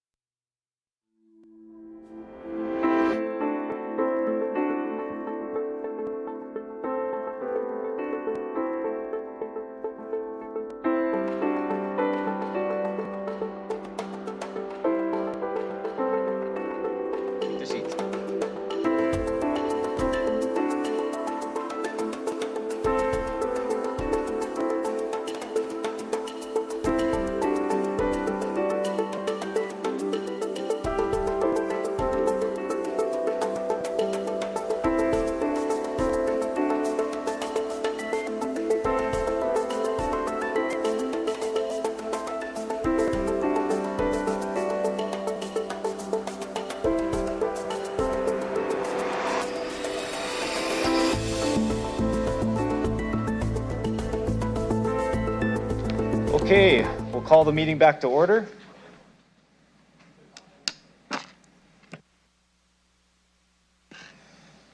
Okay, we will now consider item CM 25-14, 2026-2027 preliminary service forecast, public-facing services. Can I have someone move the report? Councillor Bezo, and a seconder, Councillor Mancinelli. Councillor Bezo, would you like to speak on the report? This would be your 5 minutes, I believe. I'm looking at the clerk, so this would be your 5 minutes to go ahead. Thank you very much through the chair. There is a few questions that I do have on the report, very well put together. It swings a lot of things. Specifically, I want to have a discussion surrounding the number of people in Regina, the service levels that we have, and the employee base that we have in the city. So some of it is covered in this report. After a lot of consideration over the weekend, I still want to bring that point forward to council to have a discussion before we look at the major budget items in December. So I want to look at the history of what we have within Regina, within the number of employees, and compare that to our population and population growth. So I want to look at where we're sitting at again for the number of employees in the city of Regina for the past, we said 10 years last time. I think that's a good starting point, to the population growth of Regina to see where we're sitting. That's one thing I want to make a motion on, to put on the motion for consideration for the upcoming budget. There's several questions I do have around green bins and facilities. First of all, on the green bin aspect, we talked about 16,000 tons diverted from the landfill. So Councillor Bezo, I just want to stop and make sure we capture, because you said about the population growth versus employees over 10 years. So I think we should get that kind of let's put that in there first. Cleared up and what you're looking for. Yeah. So I'm just gonna get the. So we'll just get something written up to start the referral list, and I'll maybe while we're doing that, I'll maybe just go back to administration, because I know we had talked about timing in that, so I think we should just relook at what does that mean, and let's just make sure we kind of get aligned with what we can, like what is. And just give, I'll provide some clarification. Sure, I know Mr. Anderson said, we will ask a lot of questions, and you're right, and we will save that for audit and finance. I just want to get a feel right now of what we've had for city growth compared to city of Regina growth over the past 10 years and budgets. We just need a comparison. I'm not going to ask any questions compared to where the growth came from, which areas, which departments. Some are kind of other discussions, right? There are consultants in there as well too. So we just got to say, 10 years ago, we were sitting at a population of X. Today, we're at Y. We had our budget 10 years ago at X. Today, it's at Y. And here's what our trend is looking like. Okay, that makes sense. I'll just check with Mr. Anderson. So it sounds like Councillor Bezo is looking at kind of high level, like each year, kind of those three numbers comparatively, but I'll just maybe ask Mr. Anderson to weigh in as well. So through the chair, thanks. So I just want clarification. Are you asking for the number of employees versus growth in population, or the budget? All three, please. So budget for the past 10 years. That should be easy enough to get. There's a lot of data online that we can actually find. The employees, he said, will be a little more on challenging side to get, but the population of Regina should be straightforward as well with census and Revenue Canada. So every year, so it's going back kind of a 10 years. So we'd be looking at 2014, 15, pick a date, 15, 16, 17, going out to 2025. Bar graph showing us population, budget, and employees. Okay, Mr. Anderson, that look okay at that level?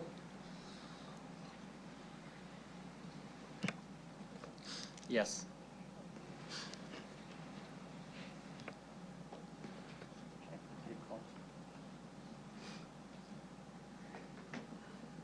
Councillor Bezo, I'll just get you to read the referral, the first point there, just to make sure that reflects what you're saying. Yes, thank you. Okay, and then just before you, I'll go back to you to speak, but I just have to get a seconder first for that. So is there a seconder for the point number 1 on the referral? Councillor Radens?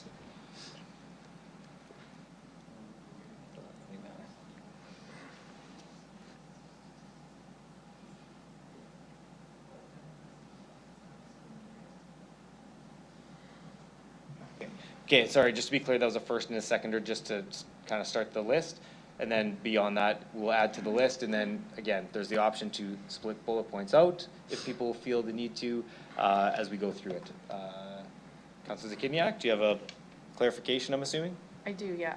And like the clarification is what was previously agreed to by city administration, like as next steps without this referral. So there was something about audit and finance. I want clarification about what they had already agreed to doing. I think that was different than this, but maybe I'll go to Mr. Anderson. I think it was to do with revenue and expenses, but I'll let you speak to that. So yes, through the chair, thanks. Just a clarification on here. So 10 years would actually be 2016 to 2025. If you wanted to do 10 years, this is 11. So we had previously spoken about deferring the conversation around these types of analytics to audit and finance, and then get some more, so allow administration to understand what's being asked and then how long it would take us to develop those analytics. That was sort of the conversation from last week. Okay, thank you. Where this one is high level, this is kind of a 3 bars on a bar graph showing us consecutive years. And I don't want to dive into the weeds of where the numbers are coming from, to show us kind of where we're at, snapshot in time. Okay. Okay. So with that, it's up on the board, so you can continue with any other questions or comments you have. Thank you very much. For the rest of the report, I'm going to say on the green bins, I do have a slight issue with the green bins. We did collect 16,000 tons. Can administration say where that 16,000 tons ended up?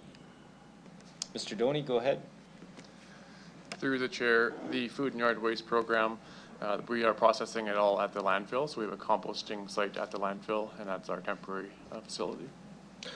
So with that 16,000 tons, is it at the landfill? So we never diverted anything from the landfill? We just have it at the landfill? Through the chair, we've got our temporary food and yard waste processing site at the landfill. And so we've got finished product of compost that we're actually going to be RFPing to sell to the market. Okay, and when is that going to take place, and is there a revenue stream associated with that? Through the chair, yeah, we're looking at options right now to issue that RFP, so it may be in the fall here, and yes, any revenue that comes forward would go towards the solid waste reserve. Okay, thank you. On the facilities itself, we have a lot of facilities. I'm going to say when we first started in this job, there's an inclination that the facilities is underfunded, and we heard again today it's significantly underfunded. So I want to ask, I'm going to say a high-level question: depreciated returns and depreciated assets. So what point do we say, okay, we're at diminished returns on these assets and it's time to shut them down or do some consolidation? We have a lot of facilities, we got a lot of assets out there, we got a lot of fleet out there. What point can we start saying, okay, we can't afford what we have right now? We got to either, start shutting some of these down due to the repair and maintenance costs, and the repair and maintenance costs are going to be very, very high because these facilities are old, compared to selling off the facilities, disposing of the assets, recouping those monies, and then consolidating the number of buildings that we have out there to support one asset versus the multiple assets. Understand, there's different elements into it. I'm not talking about parks and recs and pools. I'm talking about what we do internally as fleet and assets with respect to assets of city operations. We'd like to speak to that. Mr. Schisler, go ahead. Thank you, through the chair. Can I just clarify, because you said fleet right at the end, and Yeah, it sort of turned right on me there. So fleet as well too. So we do have a lot of fleet, and that has a lot of implications as far as depreciating assets. We have fleet costs, which are, I'm going to say, a truck went from economical to very expensive in a very short time period. How long are we keeping these trucks for? Are we getting 330,000 kilometers out of these things, or are we selling them at 20 or 200,000 kilometers with lots of life left? Okay, thanks for that clarification, Councillor. So I think there's 2 questions there. Sort of how do we manage the facilities assets around? Do you continue to put more money in maintenance, or do you close it, or do you do, you know, those types of things? How do we manage that over time? And then how do we manage the longevity and useful life of fleet assets? At a high level, or is that your? High level. If it comes back as a report or we put this together, you can't answer probably right now on the spot, but. I'm going to bet you $1, Councillor, that my esteemed colleague, Mr. Hansen, can give you a pretty good overview of how we do that now. I'm pulling it over me. I'll remind everybody that there's no betting on Oh, council sorry. floor. Figurative, please, thank you. Yeah, through the chair, Mr. Hansen can give a really good overview of how we manage assets in both those areas.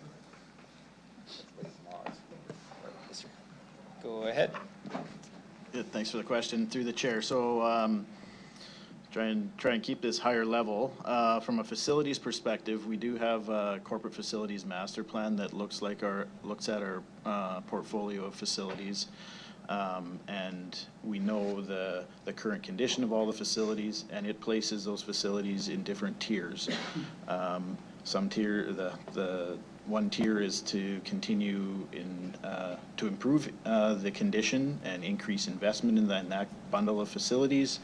There's a group of facilities that are in a tier that we would maintain at their current condition level, and then there's a segment of facilities that we would look to either repurpose or decommission over time. So we use that information to guide our capital plan, and I guess some recent examples where we've looked at decommissioning facilities. We've consolidated a number of operational areas in our parks and facilities yard and developed new centralized facility there and decommissioned a number of older facilities.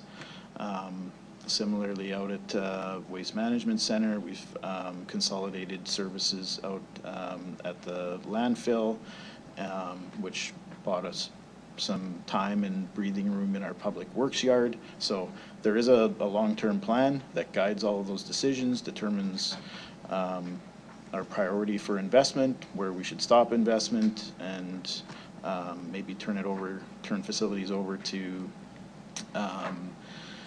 land and real estate for decommissioning through their process. So maybe pause there if you've got any further questions on the facilities piece before I jump into fleet. Sure. On the facilities piece, tier 1, 2 to tier 3, so our tier 3 assets are kind of, we'll say, end of life and being decommissioned, shall we say, and turned over. If we accelerate some of those tier 2s that were kind of not, I'm going to say bottom level between tier 2, tier 3, put a little bit of capital into it now and then reduce that maintenance spend. Is that a feasibility that we can look at within this budget cycle? So we don't have to spend so much on maintenance aspects, so we can actually do some build? Okay, Mr. Hansen? Yes, through the chair. So our facilities asset management program is the capital program that we utilize to invest in addressing the deferred maintenance in our facilities and improving the condition targets. So it's that program that's currently underfunded. This year we've received about $10 million to look after our deferred maintenance. That number should be around 18 million. So you'll see in the capital plan that there's an increase in that program over the next 5 years to align us to the appropriate funding levels that we need to reach a sustainable level. So I guess it comes down to the amount of funding we'd have available in that capital program each year, but we are trending towards the appropriate funding level. Okay, so we're underfunded is really what it comes down to no matter what we're doing. Okay. Can we get a copy of that report submitted to council, like emailed? Mr. Anderson, go ahead. Through the chair, so just on the capital budget will be coming to council in 2 weeks as part of this process. Is that which report you're referring to, or? Well, whatever report we're talking about is. Yeah, so the capital plan will be coming in 2 weeks, yeah. Okay, and then on the fleet side of the equation, we had a few things in there. The one thing that triggered myself was fabrication and welding. My experiences, if we're maintaining we maintain. If we fabricate, we fabricate. The two really don't mesh up that well together. We have tons of third-party contractors throughout the city can do fabrication and welding. So can you explain what the extent of fabrication and welding is versus the maintenance? And then can you explain more details around that depreciated assets and the depreciated return for fleet?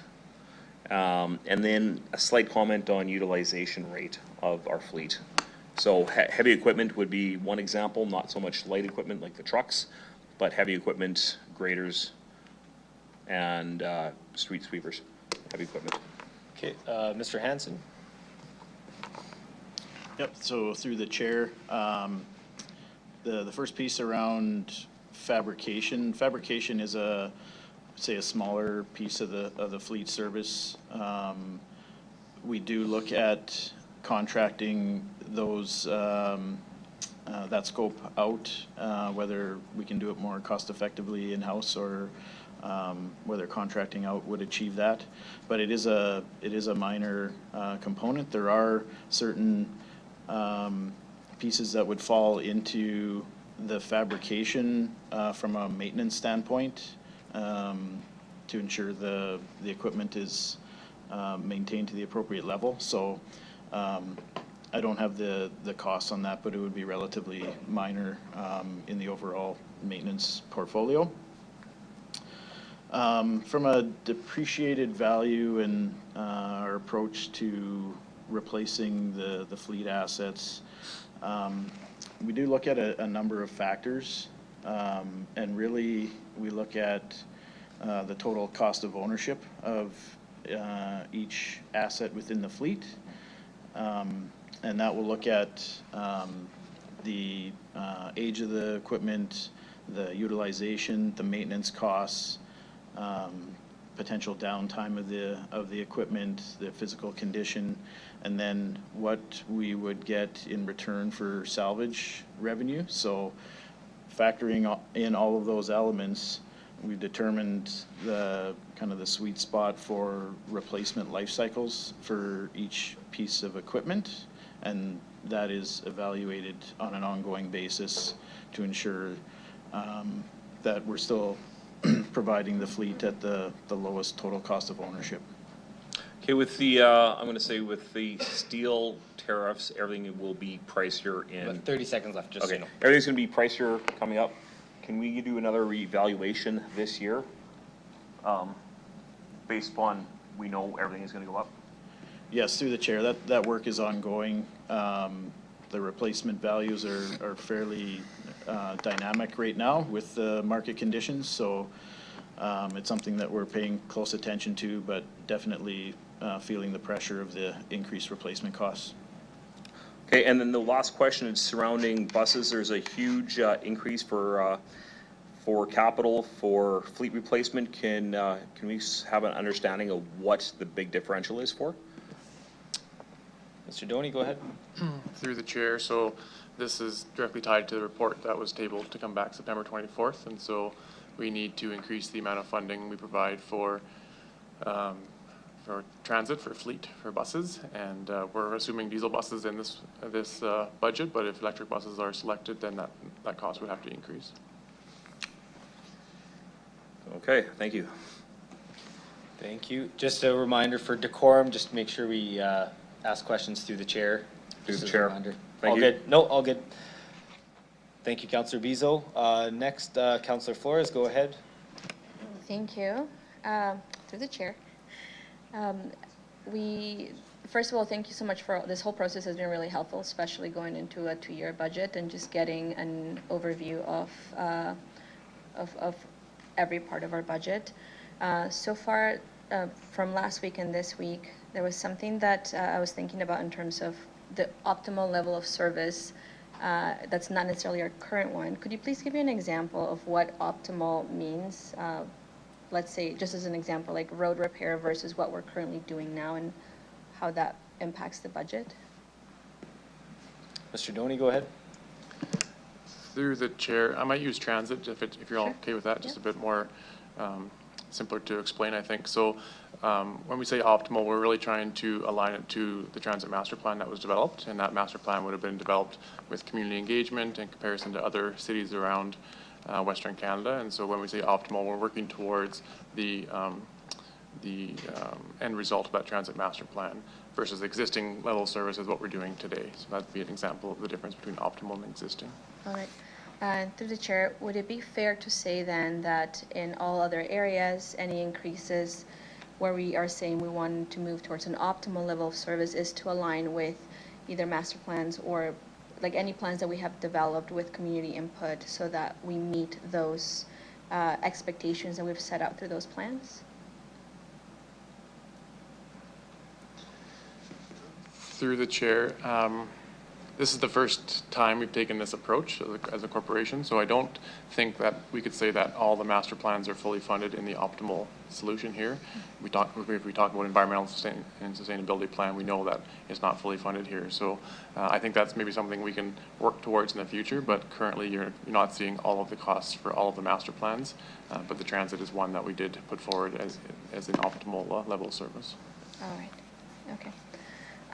Now, I just want to move on to community safety and well-being. And this is something that's come up with folks that have concerns about how we invest in that area. And just to help me explain this better to residents, could you help give me a little bit more information about the community investment amount set out and what kind of community groups that will be helping?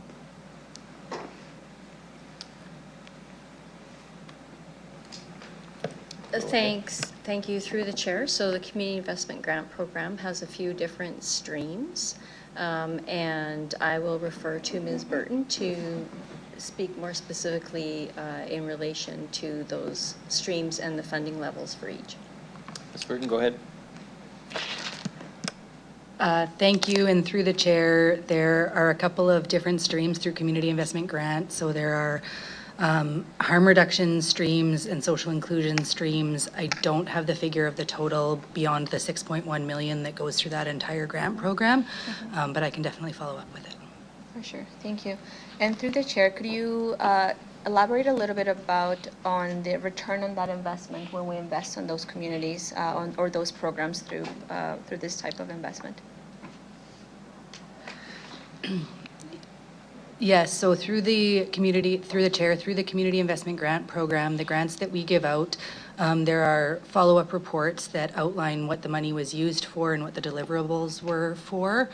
And so those reports come back to the city from the service providers in the community who receive the grant funding that tell us what they use the money for. So there's follow-up reports, I believe, that come in annually on that. All right, thank you for that. And through the chair, and the same topic of safety, it's great to see Vision Zero on this budget. Is there a specific dollar amount set aside for Vision Zero projects that we have? Mr. Doney, go ahead.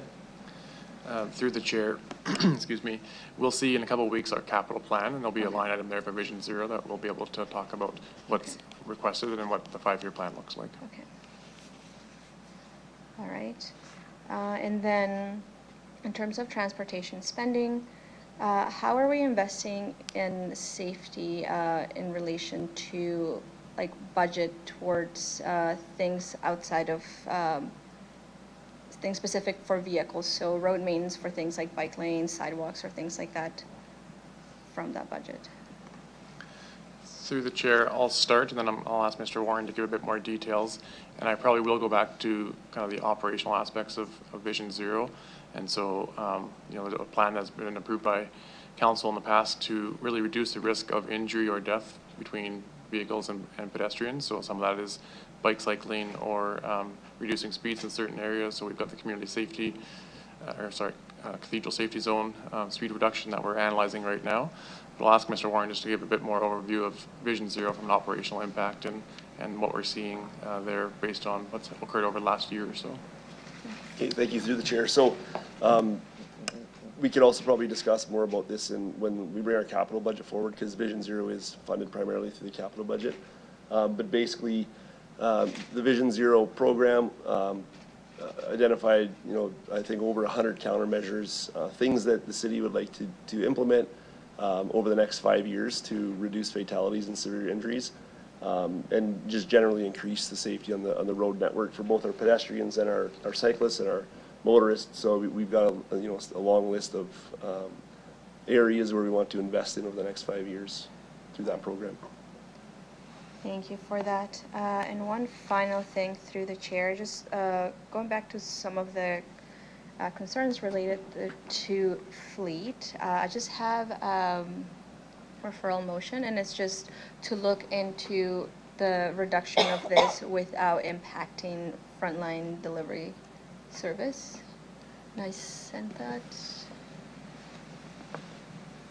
But it's basically directing administration to report back as part of our 2026 budget deliberation with options to reduce the projected increase in fleet rates without negatively impacting our frontline service delivery.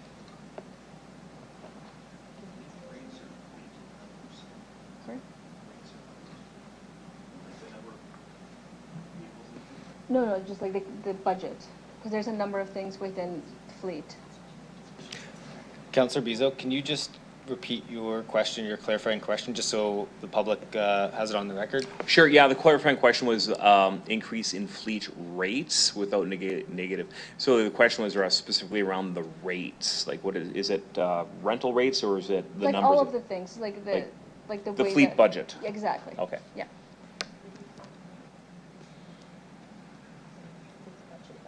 Yeah. Thank you. And that's all for me. Okay, I'm just going to ask administration, Mr. Schisler, if you want to look at that and make any comments, or Thank you, through the chair. Okay. I think budget's a good term and all-encompassing, and yeah, we can do the sticky wicket, of course, is the second part, but yeah, we can take a look at all options and bring back a summary of that when we come back in December for council consideration. Thank you. Okay, thank you very much.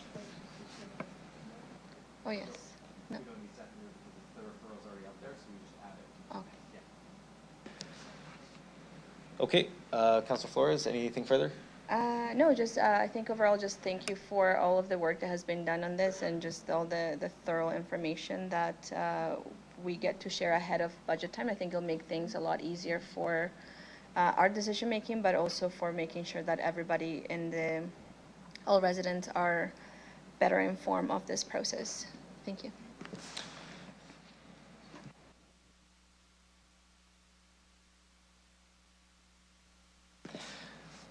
Okay, Councillor Fro, go ahead.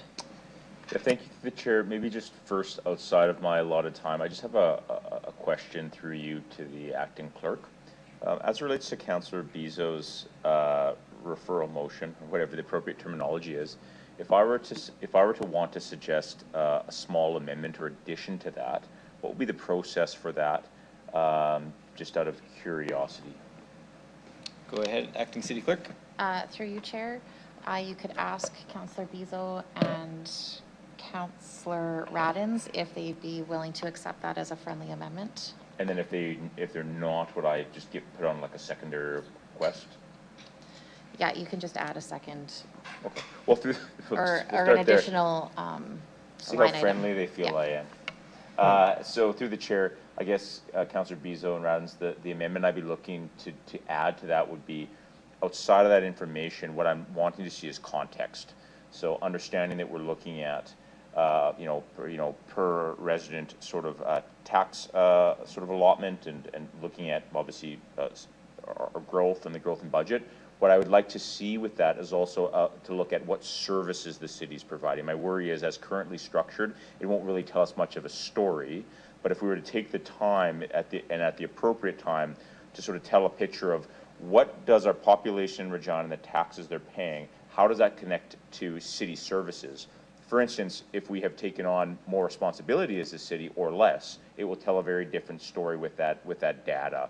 So I'm just looking for some added context to your request. Councillor Bizo, go ahead.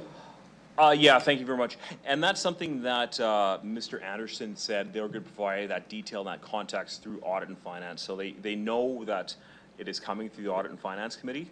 So this is just the high level, just so we get a snapshot, and then a deeper dive once we get into the Audit and Finance Committee of the service levels and every single one of the departments, and getting to more into the weeds of what's happening with those service levels and what's the expectation. Yeah, through the chair, my question, my worry is that if we present that information without the context, particularly during budget time, we may be providing half or misinformation to the public, or worse, to ourselves as we make those decisions. So I do recall Mr. Anderson saying that. I guess what I'm interested is that information, whenever it comes, to come at the same time, because otherwise I'd be worried we'd be making informations with only part of the story. So I'll just ask Mr. Anderson, I think there was 2 different timings for the detailed portion of that and this in particular. Is that correct? Go ahead. Yes, through the chair. Correct. So we would be doing a more fulsome analytics conversation around through A&F that will speak to the things Councillor Bezo has mentioned. I will echo Councillor Fro's caution that sometimes numbers without context can lead to poor decision making. Okay, so I guess my question, just to bring it all together, is are we adding something that is timely, that we would be able to add that context of even a high level? I think, and just to clarify, Councillor Fro, to outline what services were provided at those points, to make it clear that if there was a change in services or service levels, is that, I just want to make sure I'm clear. Yeah, Chair, I mean, I heard from administration the complexity of the request lends itself to taking more time. But, you know, given now that we're pursuing the first point here, I think we would be well served if we're looking at point 1 to, at a certain level, to look at the story it tells us, which in my view ties into sort of the services and perhaps our capital budget as well. I'm not sure where to go with this, quite honestly, so I'll look for some direction from admin, just given that the process is to come through finance and audit. I certainly don't want to challenge my colleagues if they want that information. I don't want us to present half information. So I think we did go through this because we did kind of go through the path of going down the detailed path at audit and finance. What I would say is I think we know the timing will be too much to come to budget time for the additional context. We know it's going to come through audit and finance. Councilor Bezo has said he wants that high level, basically 3 data points on a bar graph for that information. I think, would it be fair to ask to say we put that caveat on the bottom of that bar graph to say that this does not include information that will be, you know, coming further or later for council's consideration or through audit and finance? And just one more highlight is that if you wanted to, Councillor Fro, if this didn't sit well with you, we could separate those referral motions out for vote as well if that's something you want to do as well. But I think from a procedural or data or timing, that would be my thought from what I've heard so far. I'll maybe just lean on. I'm good with that. Okay. I'm good with that. Okay, I'll just lean on Mr. Anderson. Does that sound fair if we put the caveat maybe on there? So through the chair, correct. We will provide as much context to those numbers as we can, and we will point out where we are maybe still working on finding the proper context for those numbers, if that works. So. Yep. Councillor Fro, is that? Yeah, okay I don't with need you? to separate them. That works for me. Thank you. Okay. Acting City Manager, did you have any further to add? Thank you, Mayor. All I wanted to say was that the information that Councillor Bezo is looking for, while it's blunt, is published information that we could compile over 10 years. So while it doesn't tell the story, I think the caveat to that will help the context. There's further detail coming in A&F. But this information is not hidden anywhere. We have published budgets going back years and years. So I don't want anybody to think that we're hiding anything. It's all there. We just need to provide as much context as we can when it is presented to council. Perfect. Thank you for that. Okay, I'll go back to you. Yeah, thank you. Through the chair, I guess I'll echo my colleagues' appreciation to city staff for the work. Yesterday, I asked Mr. Anderson some questions about how we measure success, understanding that the last couple of days have largely been about labor costs and professional services costs, to the extent I understand it, and not looking at our capital budget. You know, we've had some conversations in this room about, you know, what is the right allocation towards labor? How do we measure success as it relates to the work that we do, understanding that we're offering a public service and a really important one? So I asked, about some of those performance indicators, sort of, resource utilization and budget adherence and service delivery times. I heard the first presentation today talk about 80 KPIs, and I think it's really important for us as we go into budget, particularly where we're focused, to understand how we measure success and understand that there's nuance in that.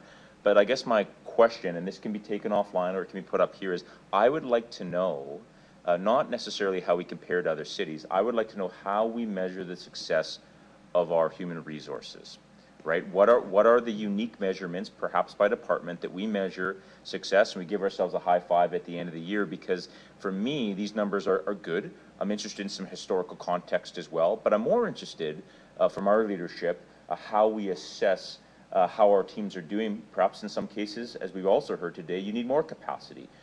So, it isn't a leading question other than that I suspect every department has it, and I think every single one of us should be interested in how we measure success associated with the important work that you do. So I'm not sure who wants to take that first question. Who'd like to take that one? Mr. Schisler, go ahead. Thank you, through the chair. We don't have sort of the overarching 3 or 4 KPIs that measures every employee outcome because of a lot of different, radically different work doing radically different things. But you're right. Each area will have its own plans, and some will have really easy to understand, clear measurements, like a volume measurement or a on-time measurement or those types of things. We are working through a number of things from the people in organizational culture or HR area, from all out of scope folks participate in what would look like fairly standard performance management objectives, reviews, comments, a rating at the end of the year based on annual plans and budgets and adhering to the targets we want to achieve. And we're rolling that out through other levels just to have regular check-ins and those types of things. I think we could probably provide, well, I know we can provide a summary of where those things are sort of sitting. If you wanted to add it to this list, not to suggest a councillor to do something here, but we could certainly provide a bit of an overview. But I think unless other of my colleagues want to jump in, sometimes Mr. Doney has awesome examples that bail me out, councillor, but he said, hopefully. But what I'm saying is it's hard to, there could be like, no, I understand that. Roadways may be radically different than technology. No, I understand that. Through the chair, you're asked to do a lot of work in our community, and I'm fine with some aggregated assessment. I think what I want to know, and I believe to be true, is that each department has performance indicators unique to the work that they do, in which they measure and assess how our teams are doing, and we evaluate that, and then we adjust as necessary. And I think particularly around budget time, that's how we reinstill confidence in the work that we do, understanding that a lot of what we're doing over the last couple of days relates to labor. So I would like to see that. The way in which it's presented, I'm completely comfortable with administration using their judgment, and I don't need to know every performance indicator for every staff. I'm looking at an aggregate assessment of what is our process for determining the outcome of the work. We're not a bank, right? We don't have efficiency ratios, but we have things unique to public service, and so I would like to see that, please, because it will allow me, with confidence then, to pass this portion of the budget or ask further questions. Okay, so I think the best course there would be to capture that as a referral up here. So I'll just check to see if this hits the mark for you, Councillor Fro. Yeah, but just to be clear, in this case, we're talking about like labor, human resources, FTEs equivalents, and or professional services associated with the delivery of the work in those departments.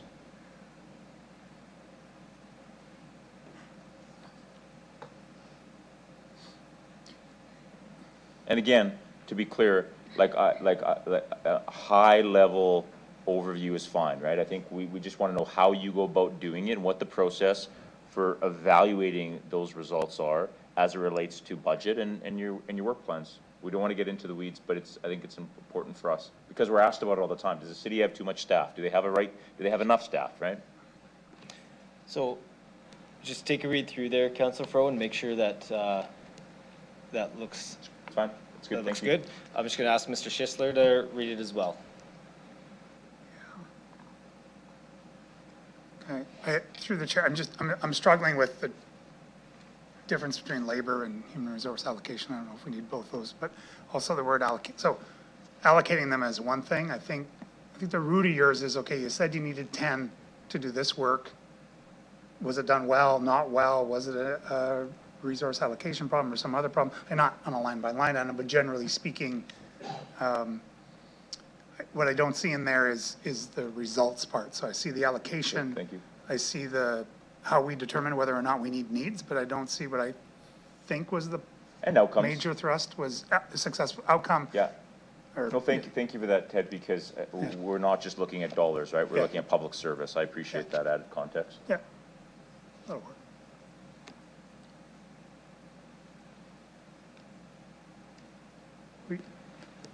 Again, we will, I think that makes more sense, and I think, understand the spirit of it. And again, we won't be down into the weeds, as it were, although we probably have standards for cutting those. Yeah, we can give an overview of where we're at and how things are going and how we assess current and future budget needs, for sure. Thank you.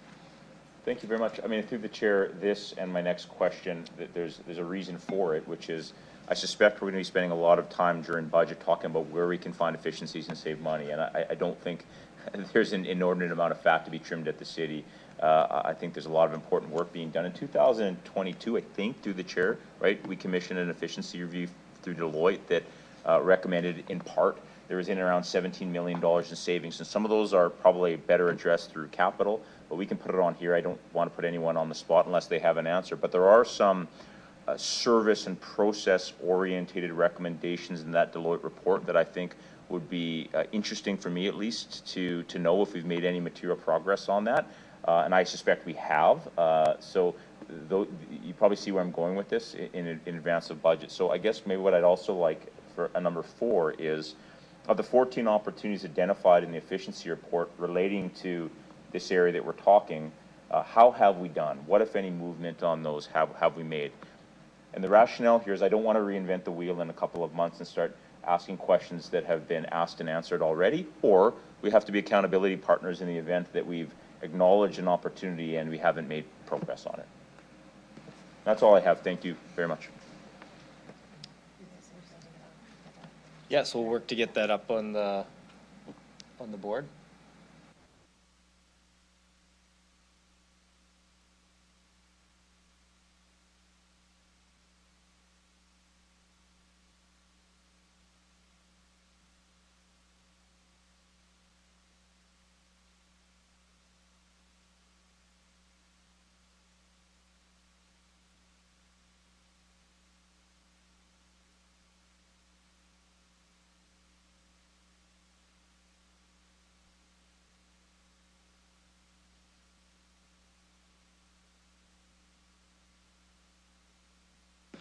Councillor Fro, is that, I just want to make sure that this capture what you were looking for? Yes, thank you. Okay, and I'll just check with administration who would like to review what's up on the screen to validate and that they understood the intent here. Mr. Anderson, go ahead. Through the chair, yeah, that's fine. Okay, thank you.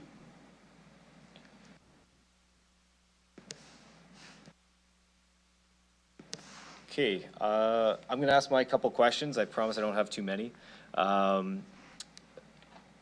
First, with respect to roadworks, alleyways, sidewalks, I saw there was a dip in 2024 to 2025 in terms of what we had for our budget, and then we bump up from there. Was that a concerted cut at the time to reduce mill rates specifically, or was there another kind of explanation why we saw a small dip? That was right, I think, in Appendix A.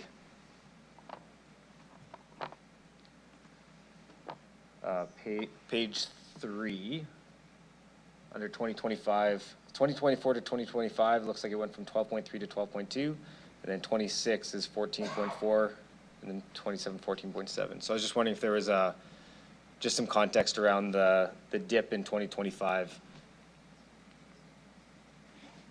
Mr. Doney, go ahead. Through the chair, I thought I was on the right page, and then those numbers didn't come up. Can you just give me the page number again? I think it's page page 3. Yep. Appendix A.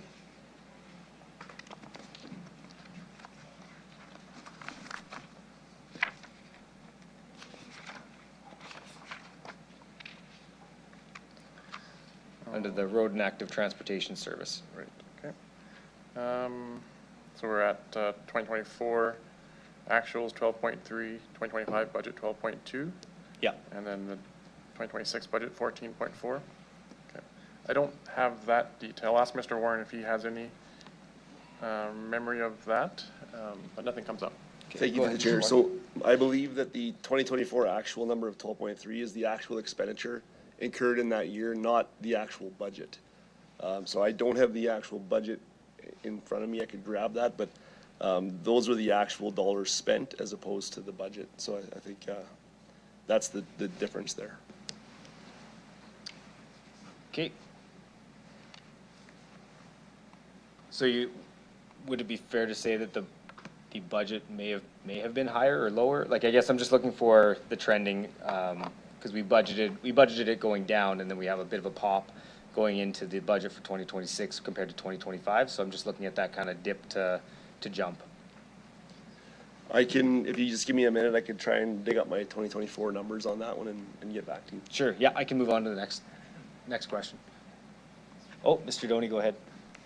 Through the chair, and so just to clarify, the 2024 actuals is what we spent, and so the 2024 budget likely, but we can confirm this, was a bit less, and so we probably didn't see a dip in the budgets. It just progressed, increased, but the actual was likely more than the budget in 2024. Okay, no, that's good context. I just want to make sure we understand the trending of our costs. And then the other, just, I guess, highlight for my colleagues and administration, I was going to just point out, I'm going to wait until we get through our final operational meeting to put this referral forward.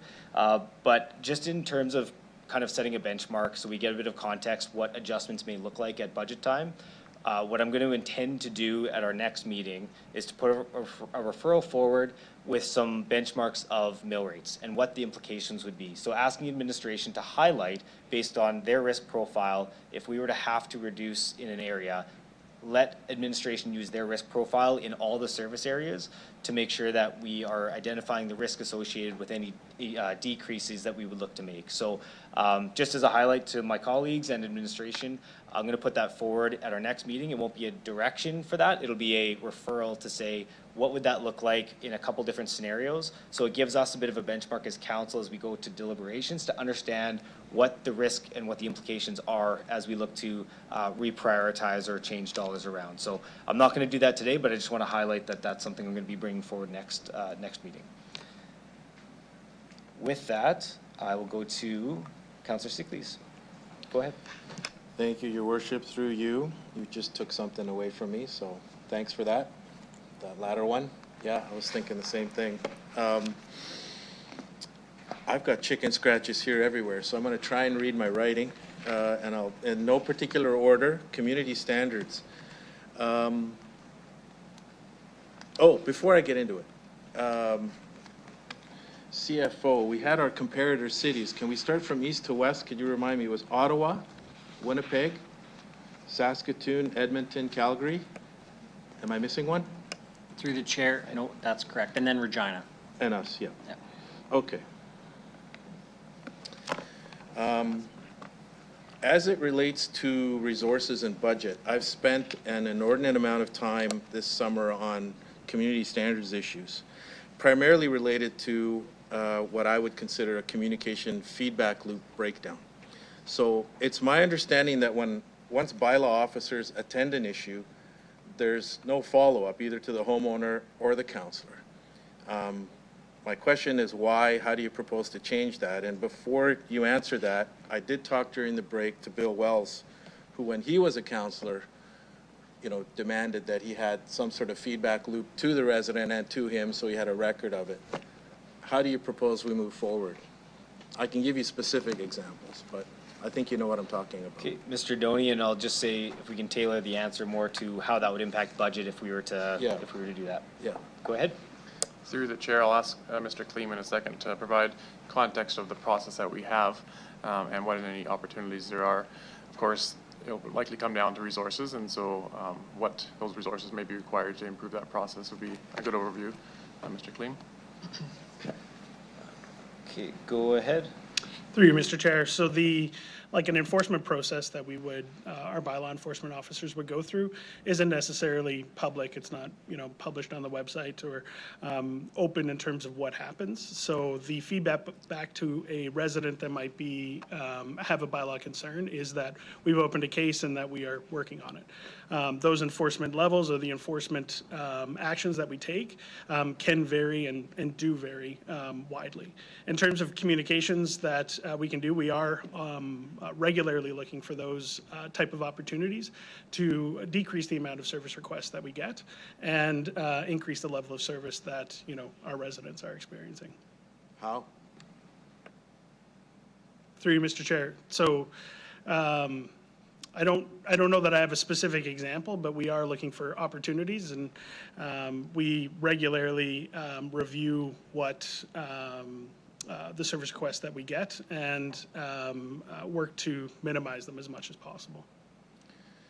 Isn't it true that our bylaw officers, instead of proactively searching for problems, are reactionary?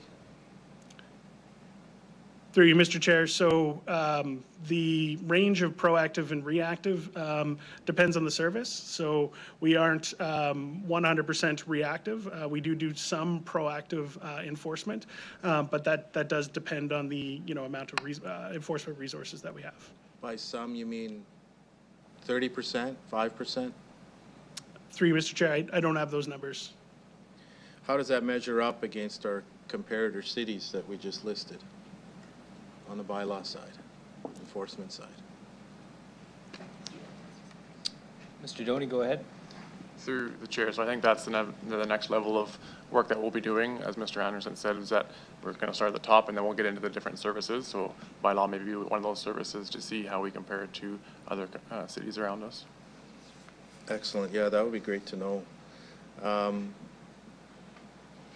On the Parks and Rec side, you mentioned a great stat on the mowing we do is the equivalent of here to Vancouver. What is the cost of all that mowing, and how does this compare to our comparator cities?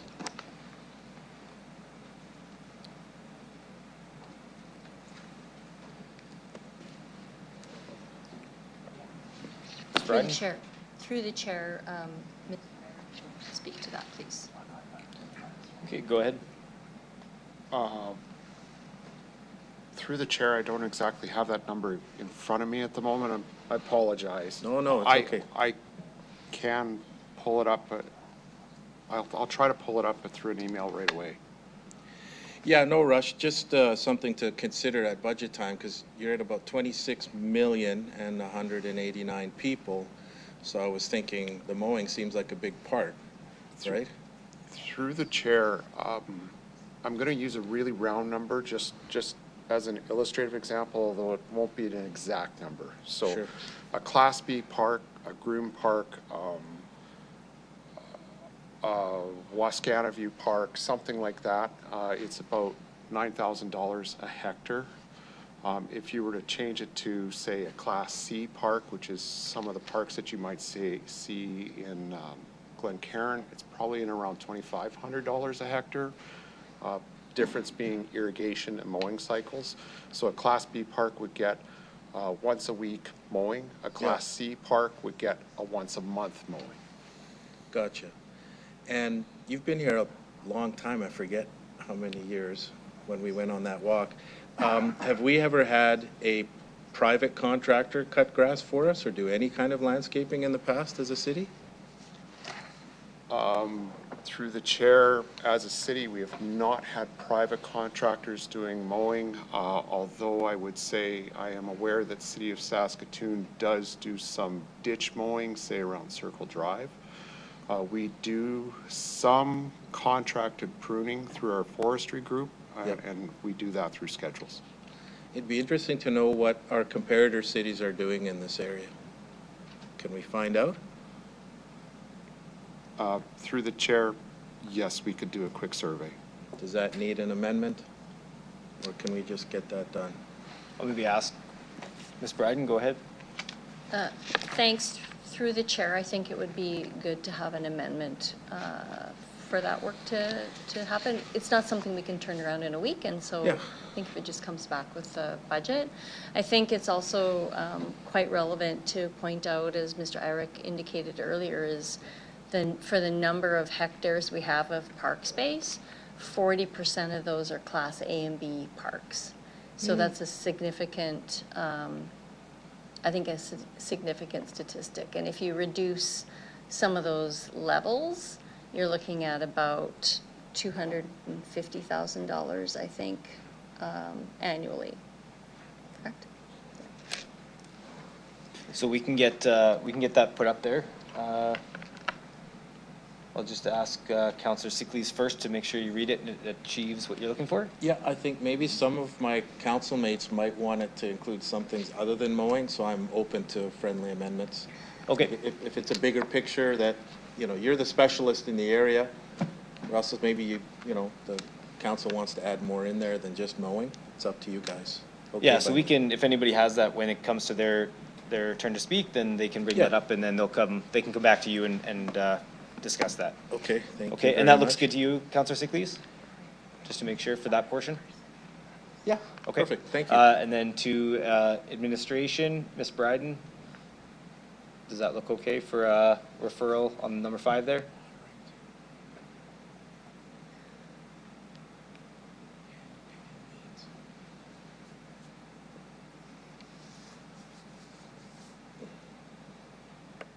Through the chair, so just to provide some clarification, that's directly to parks, actual parks. Mr. Irick's team also maintains other green spaces. Mr. Irick, would you like to get clarification on this? Go ahead. Through the chair, I think that we can, I think I get the flavor of what he's after. Okay. Thank you. Perfect. Okay, back to you, Councillor Sickley's. Thank you, through you, Mayor. On the facilities and fleet side, there's no particular order in this, so I'm not trying to pick on any, just sort of how I've written it all out here. It looks like we're at about $53 million budget, 115 plus people. And I think you mentioned that a lot of what you do is provide service to the other departments. So internally, are you billing those departments? Mr. Anderson? Oh, sorry. Who is speaking to that? Mr. Hanson. Mr. Hanson? Okay, go ahead. Yeah, through the chair, with respect to facilities, we do not charge the customers that are funded out of the 110. The utility funded facilities would contribute towards the facility expenses. On the fleet service side of things, that is all billed out to our customers, the full costs, including the capital renewal. None of the increased amount that you're asking for, and it's not a lot, is for additional services, but just for quote-unquote adequate services. How are we defining adequate? So through the chair, it would be to maintain existing service levels. There are increases for new assets, whether it's facilities or fleet. There are increases associated with adding those additional assets into the inventory or into our portfolio. I'm curious what Darren's opinion is on this regarding the cost accounting piece I brought up. Would it be smart for us to see which department gets what services from this area? Mr. Anderson, go ahead. So through the chair, yes, so we do fully allocate out the costs of fleet. So for fleet specifically, we fully allocate out the costs of fleet to where that equipment is used. So if we have snow movers in a parking lot for a rec facility, we then charge that out. For budgeting purposes, though, we felt this was the easiest way for you to understand. Here's our collection of fleet costs, right? Because once they get allocated out everywhere, it can be a little bit more difficult to put it all together, to go, okay, we're managing all this fleet, and then its tentacles go everywhere in the city. But we wanted to provide you with some context around the total cost of fleet. It's probably my audit and finance hat that's asking for that, because I was looking for something in the Appendix P that might show me who gets what in terms of services, like who drains the most from that area. But we could do that at A and F. I don't think we need an amendment for that. Next, my friend Lane Action Jackson, one for you. You mentioned 50% of time is spent on firefighting, but not budget, right? Go ahead. Through you, Mayor Pashinsky. Can you just clarify, like, so you're saying 50% of... You were talking about some of the things that you do, and 50% was firefighting, and then the other 50% was a combination of things.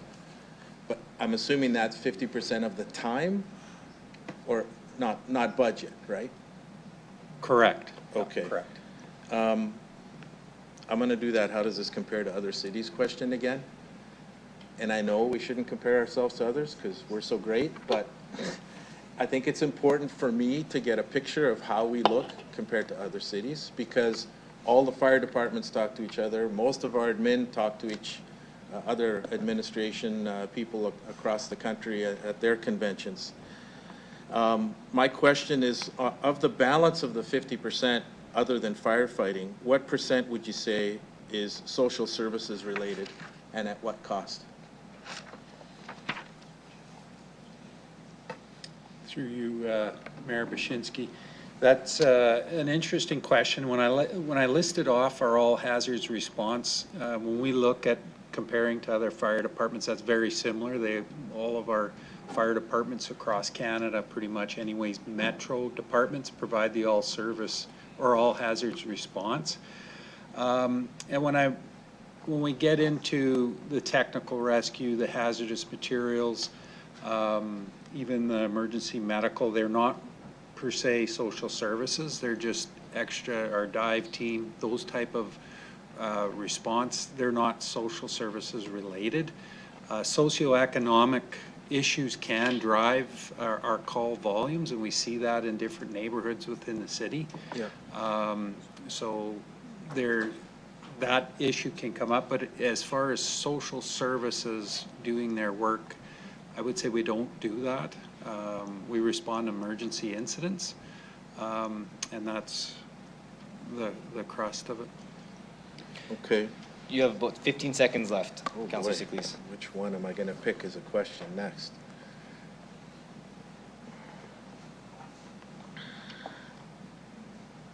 Transit. I'd like to know where Regina sits regarding transit. Example, what is the cost per resident to provide transit in Regina, and what is the cost per user of transit compared to other cities like the ones we've talked about? Okay, Mr. Doney, go ahead. Through the chair, we can relatively easily, probably not right now, tell you the cost per resident and cost per user. And, that's just the basic numbers on our ridership.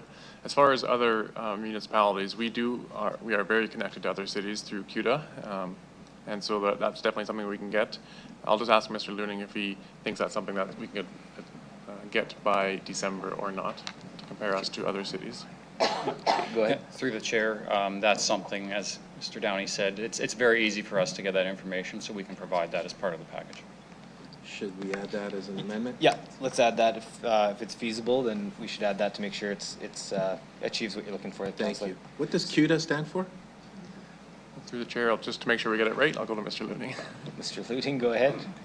Through the chair, it's Canadian Urban Transit Association. So it's an association of Canadian municipalities for transit systems. Thank you. Okay, so I'll look to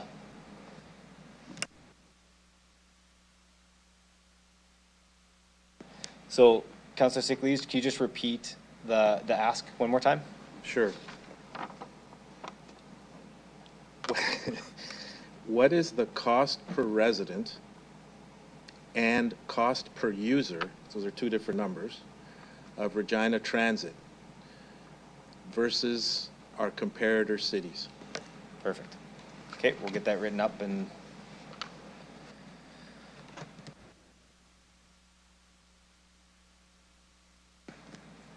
Mr. Anderson, go ahead. Thank you through the chair. Just while we're writing that up, I just wanted to follow back on Councillor Sickles' ask around cost allocations. And just to show you sort of the other side, so we have fleet kind of shown in an appendix, you know, if, as an example, if we go to Appendix D, so transportation roadways, and you go look on page 3 of that appendix, you'll see an intermunicipal charges line in the operating budget, and it has note 2 beside it. So note 2 is, you know, that charges includes fleet and fuel.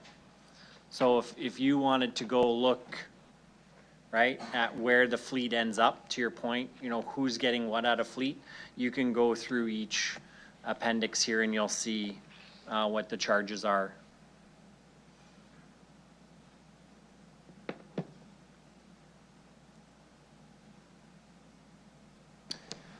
Okay, Councillor Sickleys, I'll just get you to read number 6 on the screen to make sure that covers what you're looking for. Sure, sounds good. Okay, Mr. Doney.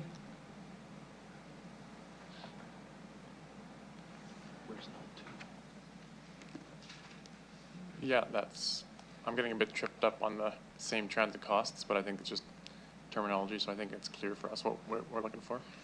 Okay, very good.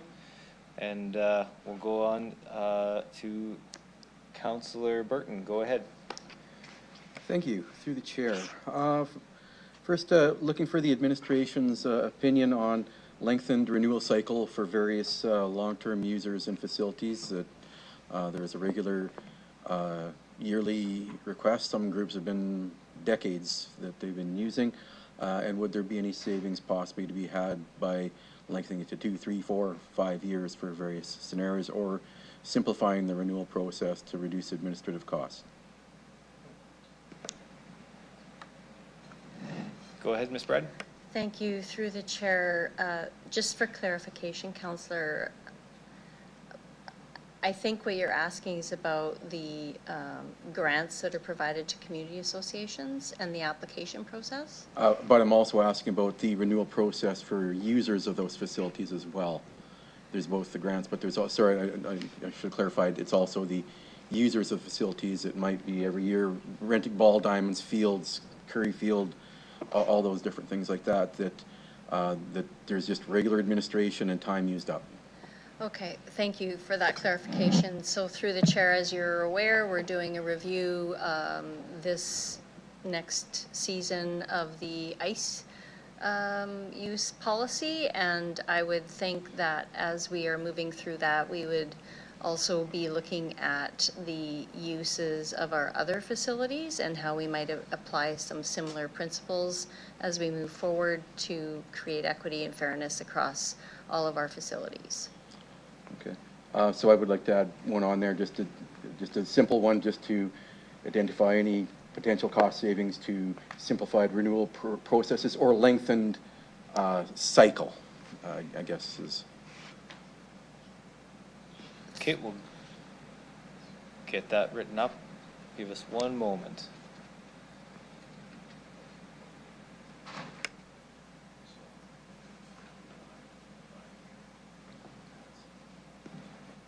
Whichever.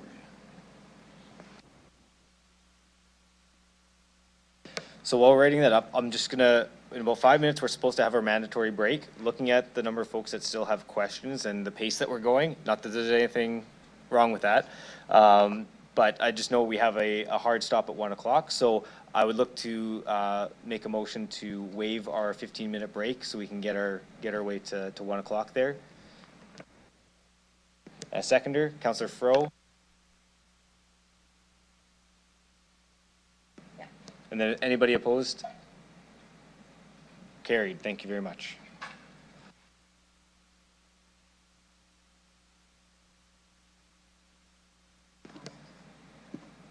Ms. Bryan, did you have comment on this one? Thank you, through the chair. Yes, so in short, this work is already underway in terms of ice renewal. We aren't going to have that work done in time for the budget. It's going to take us a few months to do the work that we have committed to council to do already in that regard. We might be able to look at the community association grant application process. But again, I don't believe that we would have that review done in time for the budget considerations.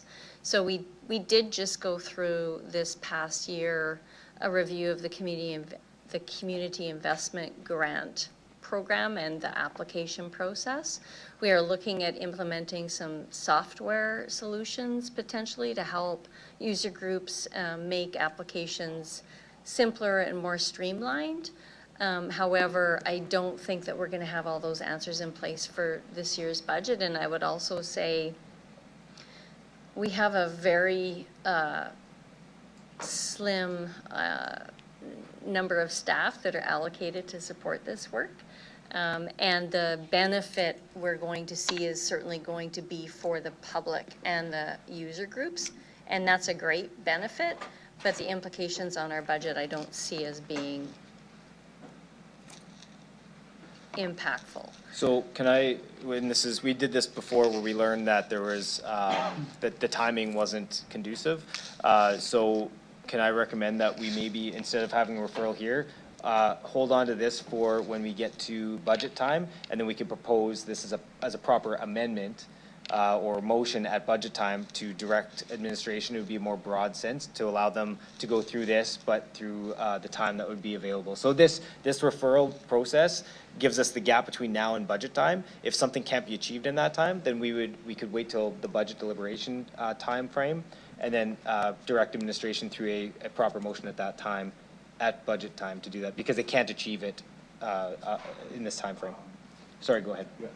So just to be clear, this is beyond arenas or community grants that I would like to take a further to that. At the same time, you know, if you do some preliminary investigation and you say, look, I wouldn't come with a big report and we're going to save 1/10 of an FTE or something like that,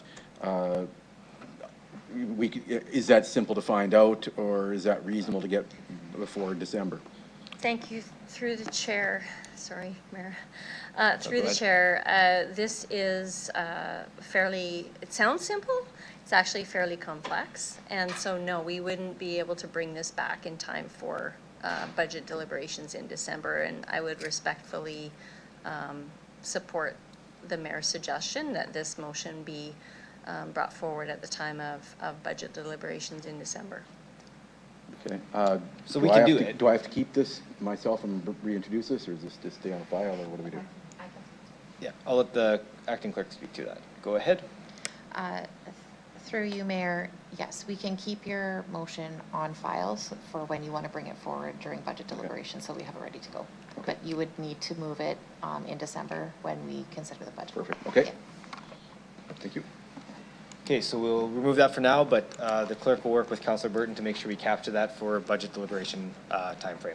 Thank you. Okay. Okay. Second one here. The regional landfill. Just if I could break down of where the money comes from. Is it just from the bins that people get assessed their fee at their house? Is there taxes? Could I get a breakdown of that source of funding? Go ahead, Mr. Doney. Through the chair, I'll provide an answer, and then if it's not what you're looking for, please ask again. So the landfill itself, when you drive across the scales, people pay a tipping fee. So that tipping fee is so much per ton, and we get solid waste from beyond the city of Regina. When we go and pick up your cart at your home, that you pay for that on your water bill. So there's a solid waste user fee, and that depends on the size of the garbage cart you have. Through the chair, is there any fees that come from my taxes or property taxes or any other places? Through the chair, no, there's no fees for solid waste that comes from the mill rate or property taxes. Okay, thank you. Okay, on the various facilities, pools, field house, arenas, ball diamonds, community association buildings, and stuff, is there For the costs that we do charge, are we at market? Are we at cost recovery? Do we make a profit on it? Where are we at with those various service fees and facility fees that we might have out there? Ms. Bryden, go ahead.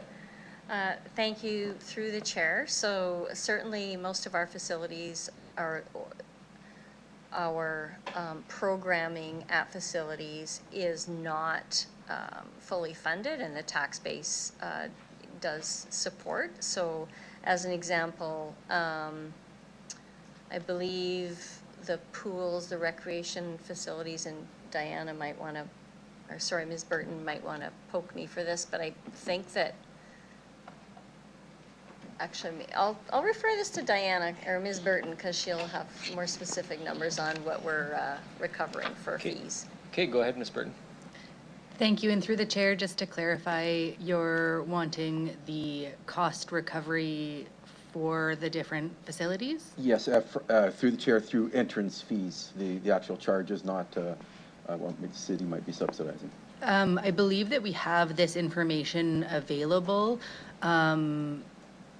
Would I be able to provide that through an email? Well, where I was going with this through the chair is, do we need a review of these fees to make sure that they should be adjusted, be maintained? Yeah. As we're dealing with budgets and money here, that now is maybe the time to, before December, to get that information. So I'd like to tee that up. So thank you very much. We do, once every 3 years, we bring forward an update to the leisure fees bylaw, which determines some of the user fees we charge. That is scheduled to come to council, to executive committee on October 1st of this year already. And then for the program fees, which is fees for things like swimming lessons and stuff like that, we have set those fees. We compare them to different municipalities and where we're at that way.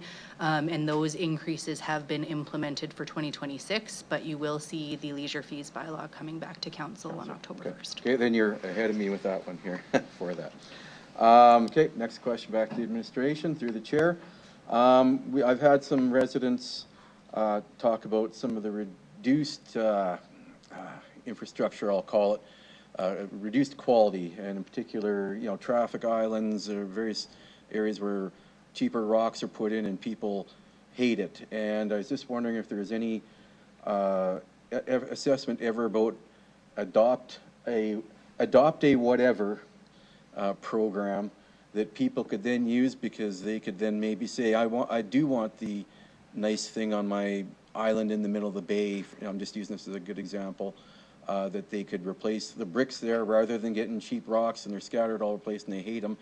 And if they didn't adopt an island, that could save the city some expenses, and people that maybe didn't adopt an island, I just use this as an example, that they would know that the expenses they do there is going to themselves, and that might make them happy as well. Is there any such programs out there? Mr. Doney, go ahead. Through the chair, I'm going to start, and then, if you're talking about an island, maybe I'll ask Ms. Bryden from a parks maintenance perspective. But we've got a few different things that are options. One is adopt a storm drain. Well, that's a program we've got, which is more like cleaning your storm drain to make sure it flows, which is not obviously part of this budget conversation because it's the utility. The other thing we have is a local improvement program, which we've moved away from as an administration, because you need the entire block to agree to put significant funding into a road renewal or something like that. So those are two programs that I'm aware of, and I'll just look if my colleagues have any other knowledge of programs that have existed in the past. Thank you through the chair. That's a great question. To the best of my knowledge, we don't have too much of that going on. I think there is a program, Adopt a Green Space, that typically occurs for an island. So that program is available, but I would ask, I think Mr. Irick might have more information available to speak to that. Go ahead. Through the chair, there is the Adopt a Green Space program that has been around for a very long time. Typically what happens is a resident will want the traffic island that's, say, in their bay. They may want to do some flower planting or clean up and do some things, and this is where they talk to us and they get permission to essentially sort of take it over, and then that way we know that we just don't come in and like mow it down later. So that's kind of the essence of the program. In terms of the numbers of use or how much that is, I don't have that data in front of me. Okay, I don't see this being huge, but I would like to just put a motion just to see if there's any potentials for adopt a whatever that people could then utilize, and that might save the city a few dollars with some of the maintenance that they have there. Okay, so we'll maybe have to work on the terminology of adopt a something. Adopt an asset. You know, the islands in particular, people have complained about a number of times, is one that's up there because people, there's bricks, you know, pavers in place, and they find it quite problematic because the city's trying to save money. So I just want to clarify, maybe Ms. Bryden, were those islands a part of the adopted green space or no? I just want to make sure I understand.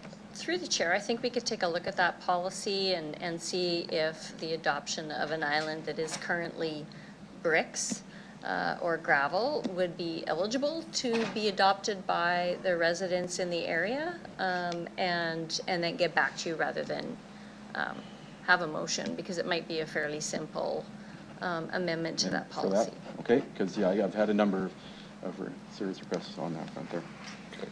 So are you okay with that? Yeah, I'm okay with that then. Okay. Perfect. Okay, I guess this will probably go into Chris Warren through the chair. Just with the city's expenses to do clearing, are there some design issues with the city as we deal? I'll give you an example as alleys. We say, you know, we're trying to reduce number of miles of road we have to pay by putting as many houses in the space, but then we put alleys down the back. And is there any analysis about the impact of alleys in the city and the ongoing expense that we saved a few feet and crammed a garage in the back, and now you guys have to clear the back alley and there's all sorts of grief as there's no storage? Are there some issues around civic design that impact ongoing operational expense and effort? So just so you know, Councillor Burton, you're out of time after that one, so, but I'll look to get an answer for your question here. Go ahead, Mr. Doney. I'll start and ask if Mr. Warren has any more details, but we have made some changes to the design standard that Ms. Bryden team oversees, in particular with the width of streets. So we're moving away from some of those more narrow streets that we've seen because of issues that you've mentioned there. And let's ask Mr. Warren if he has any more details about snow maintenance and some of the challenges we see and what we're doing to reduce those impacts. Yeah, thank you through the chair. So certainly, as the city has grown over the last decade, you know, and we look to advance intensification goals. You know, we have seen some challenges on some of those new developments, you know, with narrow streets and on-street parking, things like that. So these are just challenges that the city has found through the growth process. And so as a result, we undertake to evaluate the delivery of those services and take steps to address those where we can and where we need to. So certainly we have certain levels of service, whether it's road plowing, pothole patching, alley clearing, that we undertake to meet those targets. And depending on the nature of the widths and the configurations of those developments, you know, I lost my train of thought on that. We adapt to what the required needs are for those. I think Ms. Bryden had one more comment on that. Yeah, sorry, thank you. Through the chair, I would just further like to add to that. So as we develop new neighborhoods and communities, we are constantly looking at our design standards and the impacts of what we've approved historically. For example, our design standard for streets used to be 15 meters. We found that's been too narrow to manage cars and snow clearing, et cetera. And so we work with our operational team in order to adjust those design standards. And then as we meet with developers about how they're building out their new communities or new subdivisions, we work with them on those design standards to ensure that our equipment can provide effective and efficient services to the residents, meeting the residents' needs and expectations as best we can, recognizing that we can't go back in time and change existing neighborhoods and communities. Okay, thank you. I'll go to Councillor Zakiniak. Go ahead. Thanks. Okay, so the first question or first comment that I'd like to make is, you know, I had indicated last Friday that to me, the proposed tax increase was way too high. And so I appreciate and will support your referral motion because I don't think we can tweak the budget, city council, but in terms of bringing it down by multiple percentages, I don't think we have the background or expertise on these files to be able to do that and do it well. So I support administration coming back to us with options to reduce the budget as a starting point. The next piece is some specific questions. So now we're going to Appendix C, page 4, which I believe is traffic road safety, if I can read my writing. And so the question is, there's a significant change in FTEs from 24 to 25 proposed in that appendix, and I was just looking for some more information on that. Through the chair. Who would like to speak to that? Mr. Doney, go ahead. Through the chair, I'm going to ask Mr. Warren. This is page 4, yeah, transportation, roadways, traffic, and road safety. I expect it's just the restructuring of our organization a little bit. I'll ask Mr. Warren if he can provide some details on that, or if it was an oversight in the print. Okay, go ahead, Mr. Warren. Yeah, thank you, through the chair. So over the last couple of years, as we've consolidated our different branches into specific services, as you see here, that may have been a result of that, I guess, separation or consolidation of the different services, but that is something that I can definitely take back and double check on that one. Okay, so you'll be providing that information to me separately at a different time? I can certainly do that, whatever works for council. Yeah, sure, that's fine, thanks. Okay, next. Okay, Appendix E, page 2. Why are we projected to save 40% in 27 over 26, or is that a question that I should be asking for next year's budget? Okay, so it's a question like there's a projection of saving 40% in 2027 over 26. So I don't know if that's the question I should ask now or in 2026 when we're doing the 2027 budget. I think you'd ask that now. Yeah. Okay. Appendix E, page 2. Doney, go ahead. I was just going to ask for clarity of where you were talking. So Appendix E, page 2. I'm trying to go there myself right now. So 40% savings. One sec. Appendix E, page 2. Okay, so it's under training and travel expenses. Through the chair. Yeah, so I think what actually we're seeing here is just the rounding. So we're just going to the 100,000 mark, and so from 0.2 to 0.1, I think we're seeing a large percentage increase.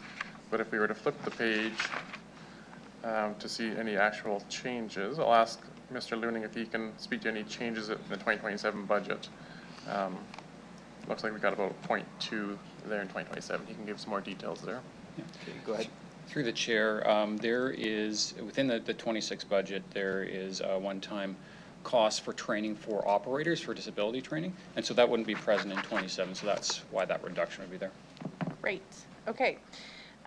So this question's related to Appendix E, but this is just about how we extended Sunday service for paratransit. So my question is, my understanding is that the two transit systems need to mirror each other. So are we now legally obligated to do the same for conventional transit? Through the chair. Go ahead, Mr. Doney. Through the chair, if you'd like a legal opinion, I'll give it to Ms. Williams, but I'll just say in general, we try to have the same service for paratransit and conventional service. Mr. Looning, I'll just ask for some more details there about the history. Go ahead. Through the chair, it is trying to have an equitable service between the two. So legally, we're not I understand it's not an issue, but we try to be as equitable as possible for all services. And so will that then be a part of the 2026 budget, like increasing conventional transit hours between 7 and 9 on Sunday? Go ahead. Yeah, through the chair, so that is currently included in the base budget for 26 for both services. Okay, thank you. Now, so Appendix J is talking about the solid waste diversion. There's a lot of savings in this portion of the budget. Is this primarily due to the province taking over our waste processing? Mr. Doney, go ahead. Through the chair, yes, that's the primary reason for it. Okay. Appendix K, page 3. There's a 37% increase from 25 to 26 in the community investment expense. So I just wanted an explanation about what that was about.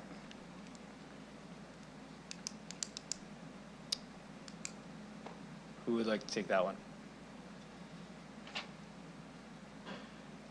Ms. Bratton? Thank you. Through the chair, I believe that is in relation to some of the restructuring that took place within the organization. So it's not an increase in providing funds, it's more how we've amalgamated things into departments. Sure. And then there is a reduction in scope for FTEs in Appendix K. Sorry, I can't read my writing. I think so. Recreation and Cultural Services, so page 4. So from 2024 to 2025, there's a reduction. And I'm just wondering for the FTEs, and I'm wondering why. I can repeat if needed. Okay. Ms. Bratton, go ahead. Through the chair, which are you looking? You're looking at page 3, page 4. Oh, yeah. Page 4. It's page 4. When I see staff complement for this service for recreation and cultural services, it says 129 for in scope in 2024 actual, and then it goes down to 121 in the 2025 budget. Thank you through the chair for that clarification. And again, I believe that's due to restructuring of departments again. Okay. Now, Appendix K, page 4, talks again about the Curry Field Operating Grant, which I understand is proposed. And I think this is due to that report, and that was discussed last week. But can you, because I think we approved some things in that report. So what I see is that it's proposed, not approved, and I just, is that above and beyond what we put forward in that report, or is it only because it hasn't been finalized through the budget process? Ms. Bratton, go ahead. Thank you through the chair. That report or that lease agreement will be finalized moving forward here by council, and then that would become finalized through the budget process. So it's nothing in addition, it's not in addition to that report, it's just what came forward in the report that we already approved? Through the chair, that is correct. Thank you.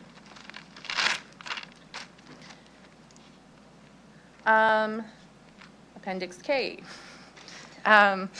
Recreation and Cultural Services, page 7. So this is just like an odd expense or odd growth that I just was looking for an explanation. It says there's 100% increase in utility expenses in 25 to 26. And just wondering for more information about that.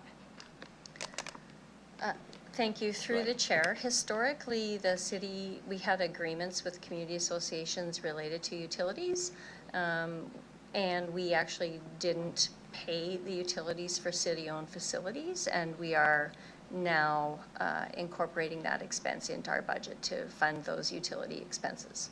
Okay. When will council get the update on CSIR? I believe it's this fall. Mr. Anderson, go ahead.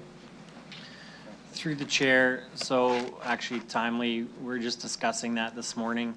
We have some conflicting things that need to come here in October, so it should be at some point in October. but the exact date I don't have for you yet.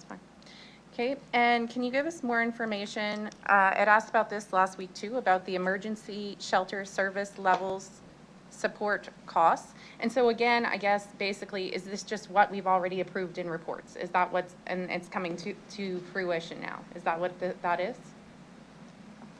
Ms. Braden? Thank you. Through the chair, yes, that is correct. Okay. So I do see, I see throughout so far all of these appendices, like this time and last time, an increase in general, professional and external services. So I was just wondering if there could be some commentary on that. And so I don't have all the pages, but I just noticed that as a potential trend. And so I'm hoping someone can speak to that.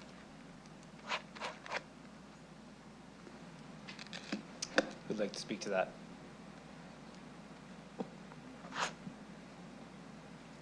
Mr. Anderson, go ahead.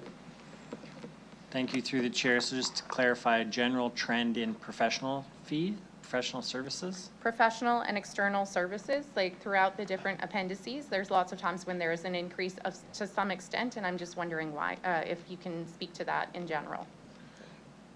Through the chair, I would indicate that probably a chunk of that, or a good chunk, is inflation year over year, and then there would be specific items for each area. I don't think there would be a general trend that I could speak to, other than inflation. No, that's fine. Okay.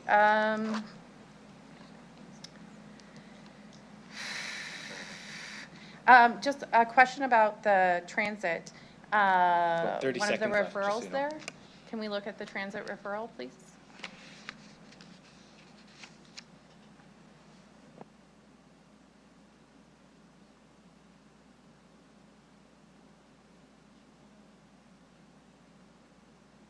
Oh, there it is. Okay. And so my understanding of how one of the ways that we currently measure our transit is the recovery fee, like the recovery percentage, I guess, that we get. And so what I'm wondering, like recovery of the transit, anyway, if administration can clarify how we currently measure our fees in relation to transit, and if number 6 captures that, or if it's missing the ways that we currently collect this data and then use it to compare it to other cities. Mr. Doney, go ahead. And Councillor, just so you know, you're out of time. I will start and then ask Mr. Looning to give a bit more details. So I don't see that number 6 actually requesting cost recovery analysis, but we do that already, and so we have a target in place. I'll just ask Mr. Looning to provide those details. Okay, go ahead. Through the chair, so we do measure our cost recovery in both paratransit and conventional transit, and that is one measure. The referral motion on there doesn't speak to that specifically. It'll give a bit of a different, just a different on how much, per resident it costs. So I think it's going to be something a bit different, but we could include cost recovery if wanted within that, just to give it more context as well.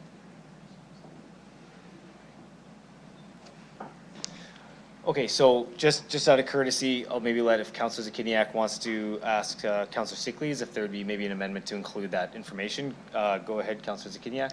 Yeah, I'm just asking to include the cost recovery as well in that data that they already collect, so they can report it all back to us if that works. I think that's a great idea. Okay, thank you. Perfect, thank you. Cool, I'm out of Councillors. time. Thanks. Great work, great collaboration. Thank you, guys. Okay, and I'll just mention, we're coming up to, we only have about 22 minutes left. I'm just going to mention the acting clerk and I, we have a plan if we run out of time. We do have a hard stop at 1 o'clock, but if we're still getting through everybody, what we would do is we would recess this meeting and then reconvene at the end of council tomorrow, meeting tomorrow. So that is the plan. We'll have a hard stop at 1 o'clock today because we have a hard stop at 1 o'clock, and we would reconvene this meeting at the end of the council meeting tomorrow. Okay, so with that, I will go to Councillor Rasevich. Go ahead. Through the chair, I guess, because we've already talked about optimal service versus existing, I guess, adequate service. So I'm wondering, could admin tell them, do they have an idea of what departments they believe are optimal service and which ones are functioning at existing or adequate in this budget process?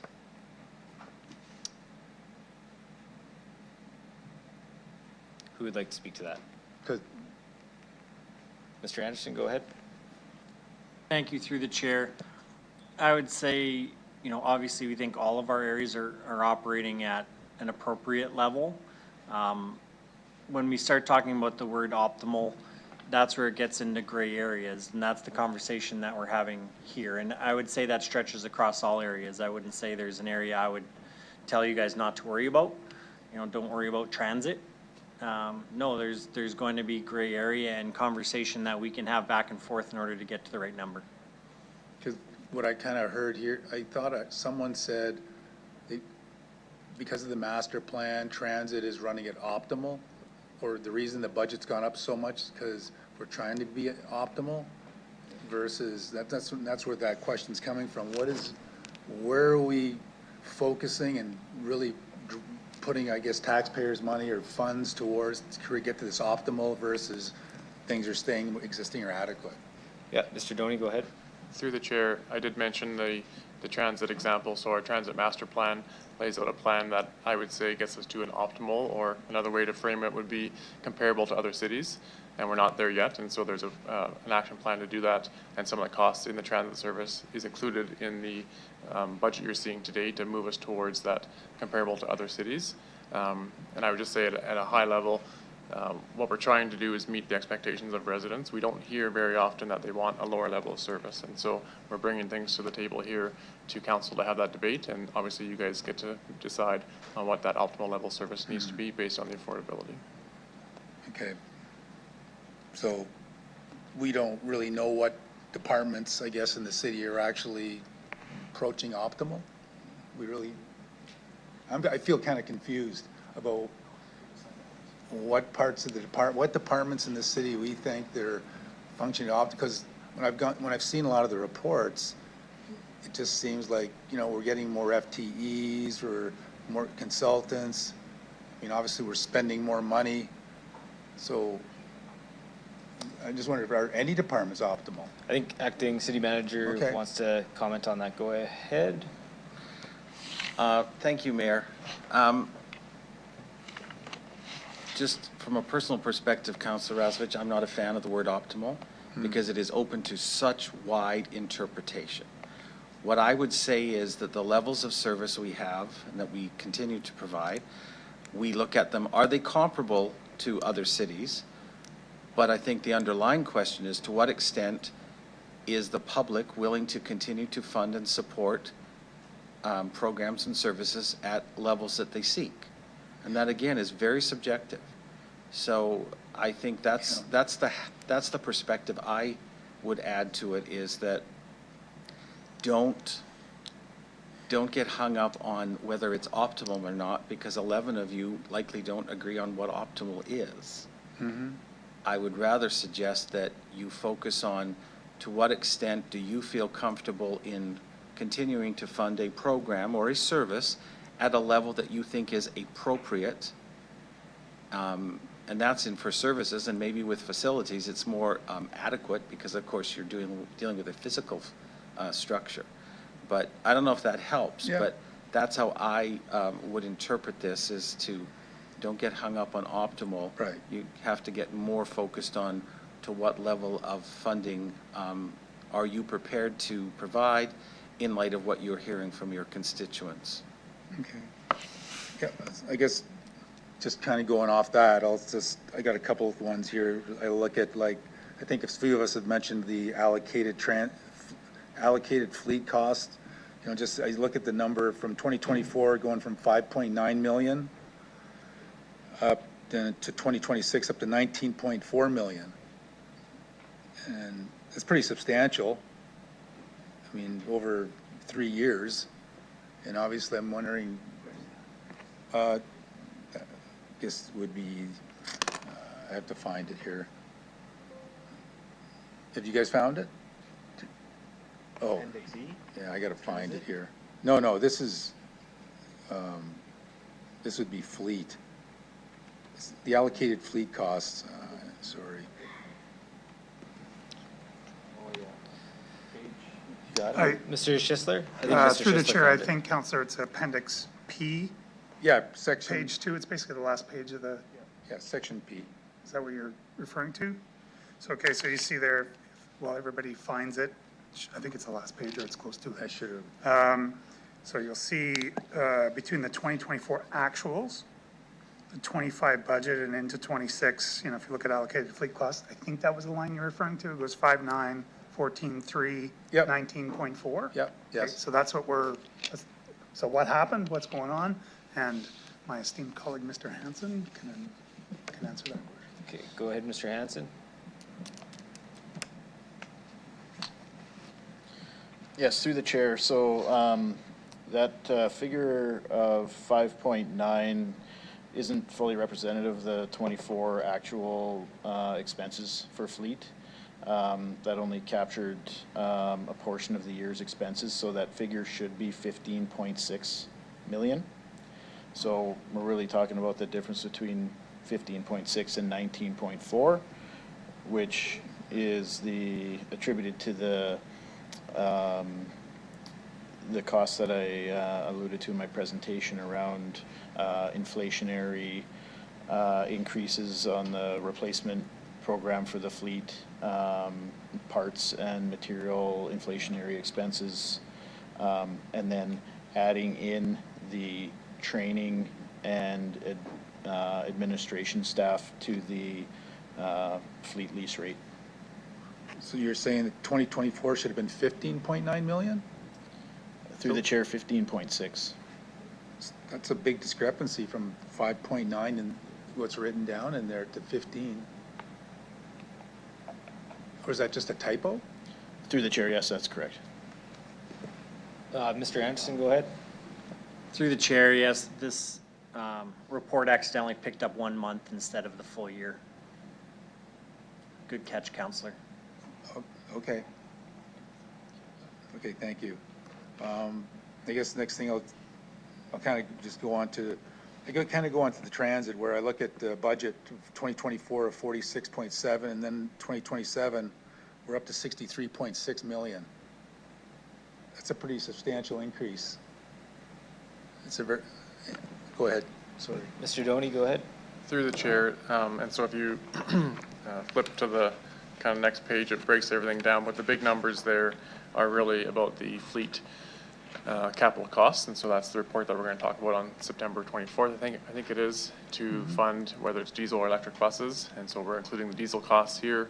We do not have enough funding in our fleet reserve to replace our existing buses, so that's a large portion of the cost increase, and we are recommending, or in this budget is the extra cost to expand the service as part of the transit master plan. So yes, there is an increase in transit. Another thing, one thing I really noticed as well was in terms of fees and charges from 2024 to 2027, we're going from 11% to 11.6%. So, and then the taxpayer between those years is going from 20% to 30%. I'm just making that point, pointing that out, where you'd think that the users actually should be contributing more, because the change between 2024 and 2027 is about $17 million. So, you know, you'd think, you know, just percentage-wise, some of that should be carried over to the people who are actually using versus the tax, you know, a lot of taxpayers who aren't using it. So, anyways, I just kind of wanted to point that out. Basically, yeah, just kind of want to point that out. Through the chair, and I can just comment that number 6, that we've got cost recovery in there. That will highlight some of the things about how we're doing for cost recovery, to give more information and data for the debate in December. And also, I guess one other point, I guess we mentioned about waste, about how I guess the province is taking over some of the recycling and the waste. And somebody mentioned something about $30 savings. Sorry. Mr. Doney, go ahead. Through the chair. So as mentioned, we are in a partnership now with SAS Recycles that council has approved, and the provincial government through SAS Recycles is responsible for the recycling processing costs, and that means that the city is not paying that anymore. So we will see a projected decrease in our user fees for our solid waste user fees, which is on your utility bill right now, on your water bill, and we're projecting that cost to be 30 to potentially up to $40 per household reduction in the 2026 budget. Okay, so I guess what we're saying is the taxpayer, I guess people on their utility bill, that they, down the road here, they'll see a $30 or maybe a $40 reduction? Through the chair, that'll be administration's recommendation, and council will have that decision to make in December. Okay, thank you. And I guess just a few more questions. I just kind of, what I was wondering was, at the current time right now, like for the city, in terms of vacant positions, wondering how many vacant positions we have right now in the city that we're trying to fill. You know, you don't have to give me that now. That could be your, I guess if we put it up there. And then I guess another one would be, in terms of all this data that we're getting, how many new hires are we looking at in terms of, you know, vacant positions, new hires, consultants potentially, I guess, just as, maybe that could be a referral up there just to get those numbers? Mr. Schisler, you have a comment on that? Yeah, we can provide that. Just as a general comment, it's one of my least favorite questions, because if you ask me in 2 days, the number will be different because we'll have hired somebody, or so there's a lot of moving around. But I think we can provide it at a certain date and offer some content and some context. Pardon me, Councillor. Some things are pretty run of the mill. Somebody resigns and we hired somebody new in 6 weeks. Others are a new position or a position that's been vacant for a while. So we can break those down though and sort of categorize them for you. Okay, and Mr. Anderson, do you have a comment on that too? Thank you, and through the chair. So in terms of overall increase in FTE in these forecasts, it's running right around 2% increase in FTE, and focused, I guess the biggest changes are in transit for increased service and fire, where we're opening a new fire station. So overall, about a 2% increase in FTE is in this forecast. Okay. What's the value of that, dollar-wise, do we know? Through the chair, I don't have that on my fingertips right now. Fire resources are typically a little bit more expensive, but we can look and get you what the dollar amount would be. So maybe we should clean up the referral for that data that Councillor Rastovich is looking for. So can you just lay out just the specific details that you were looking for, and then we'll just make sure. I mean, and I know, and I understand. Yeah, I understand. It can change, but just in terms of, you know, maybe as of today, vacant positions, then also all the new hires that we're looking at for this next budget, I guess throughout the city, and I don't know if maybe we could throw in consultants as well, possibly. Mr. Anderson, do you have? Through the chair, yes. So FTEs are in here. So in each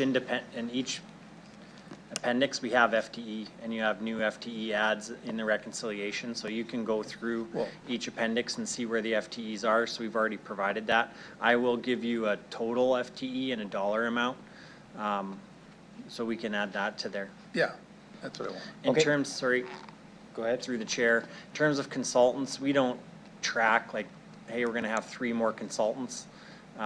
We would have some consulting budget that we have as part of the forecast, but we don't say we're going to have X number of consultants. The majority of our consultants are spent on doing neighborhood plans. Like, so for instance, we'll be bringing forward a report to ask to bring on a consultant to help us with the Taylor Field lands to move it forward so that we are preparing to put it online. But the vast majority of our consultants are doing that type of work, but we don't track the actual number of consultants we have. Okay. How about maybe what we did last year? Give us an idea. So just to be clear, are you looking for the number of people consultants, and the dollar value, or just the dollar value of consultants overall? Sure. Mr. Anderson, is that fair? Through the chair, yeah. Okay.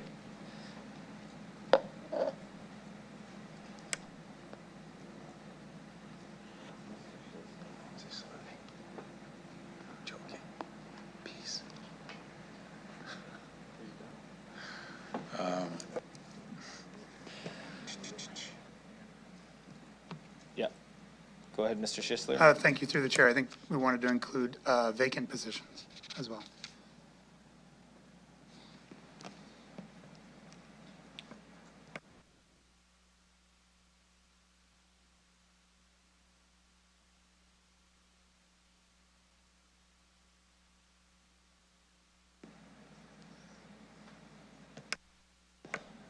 Councillor Rasevich, does that cover off what you were looking for there? You know, yeah, and I guess I'll just make And it. just because you're out of time. Oh, am I out of time? Yeah. All right. So I'll just make Okay. sure that, but I do want to make sure that does that cover what you're looking for that referral? Yep. Okay, perfect. And then, Mr. Schisler, you're okay with that? Okay, very good. So it is 12:55. I'm going to say that it'd be a natural break point now to recess. So I'm going to say we're going to recess the meeting until tomorrow. After city council is when we'll resume this meeting. And I need a seconder for that. Councillor Fro, any opposed? Okay, thank you very much. We'll continue tomorrow.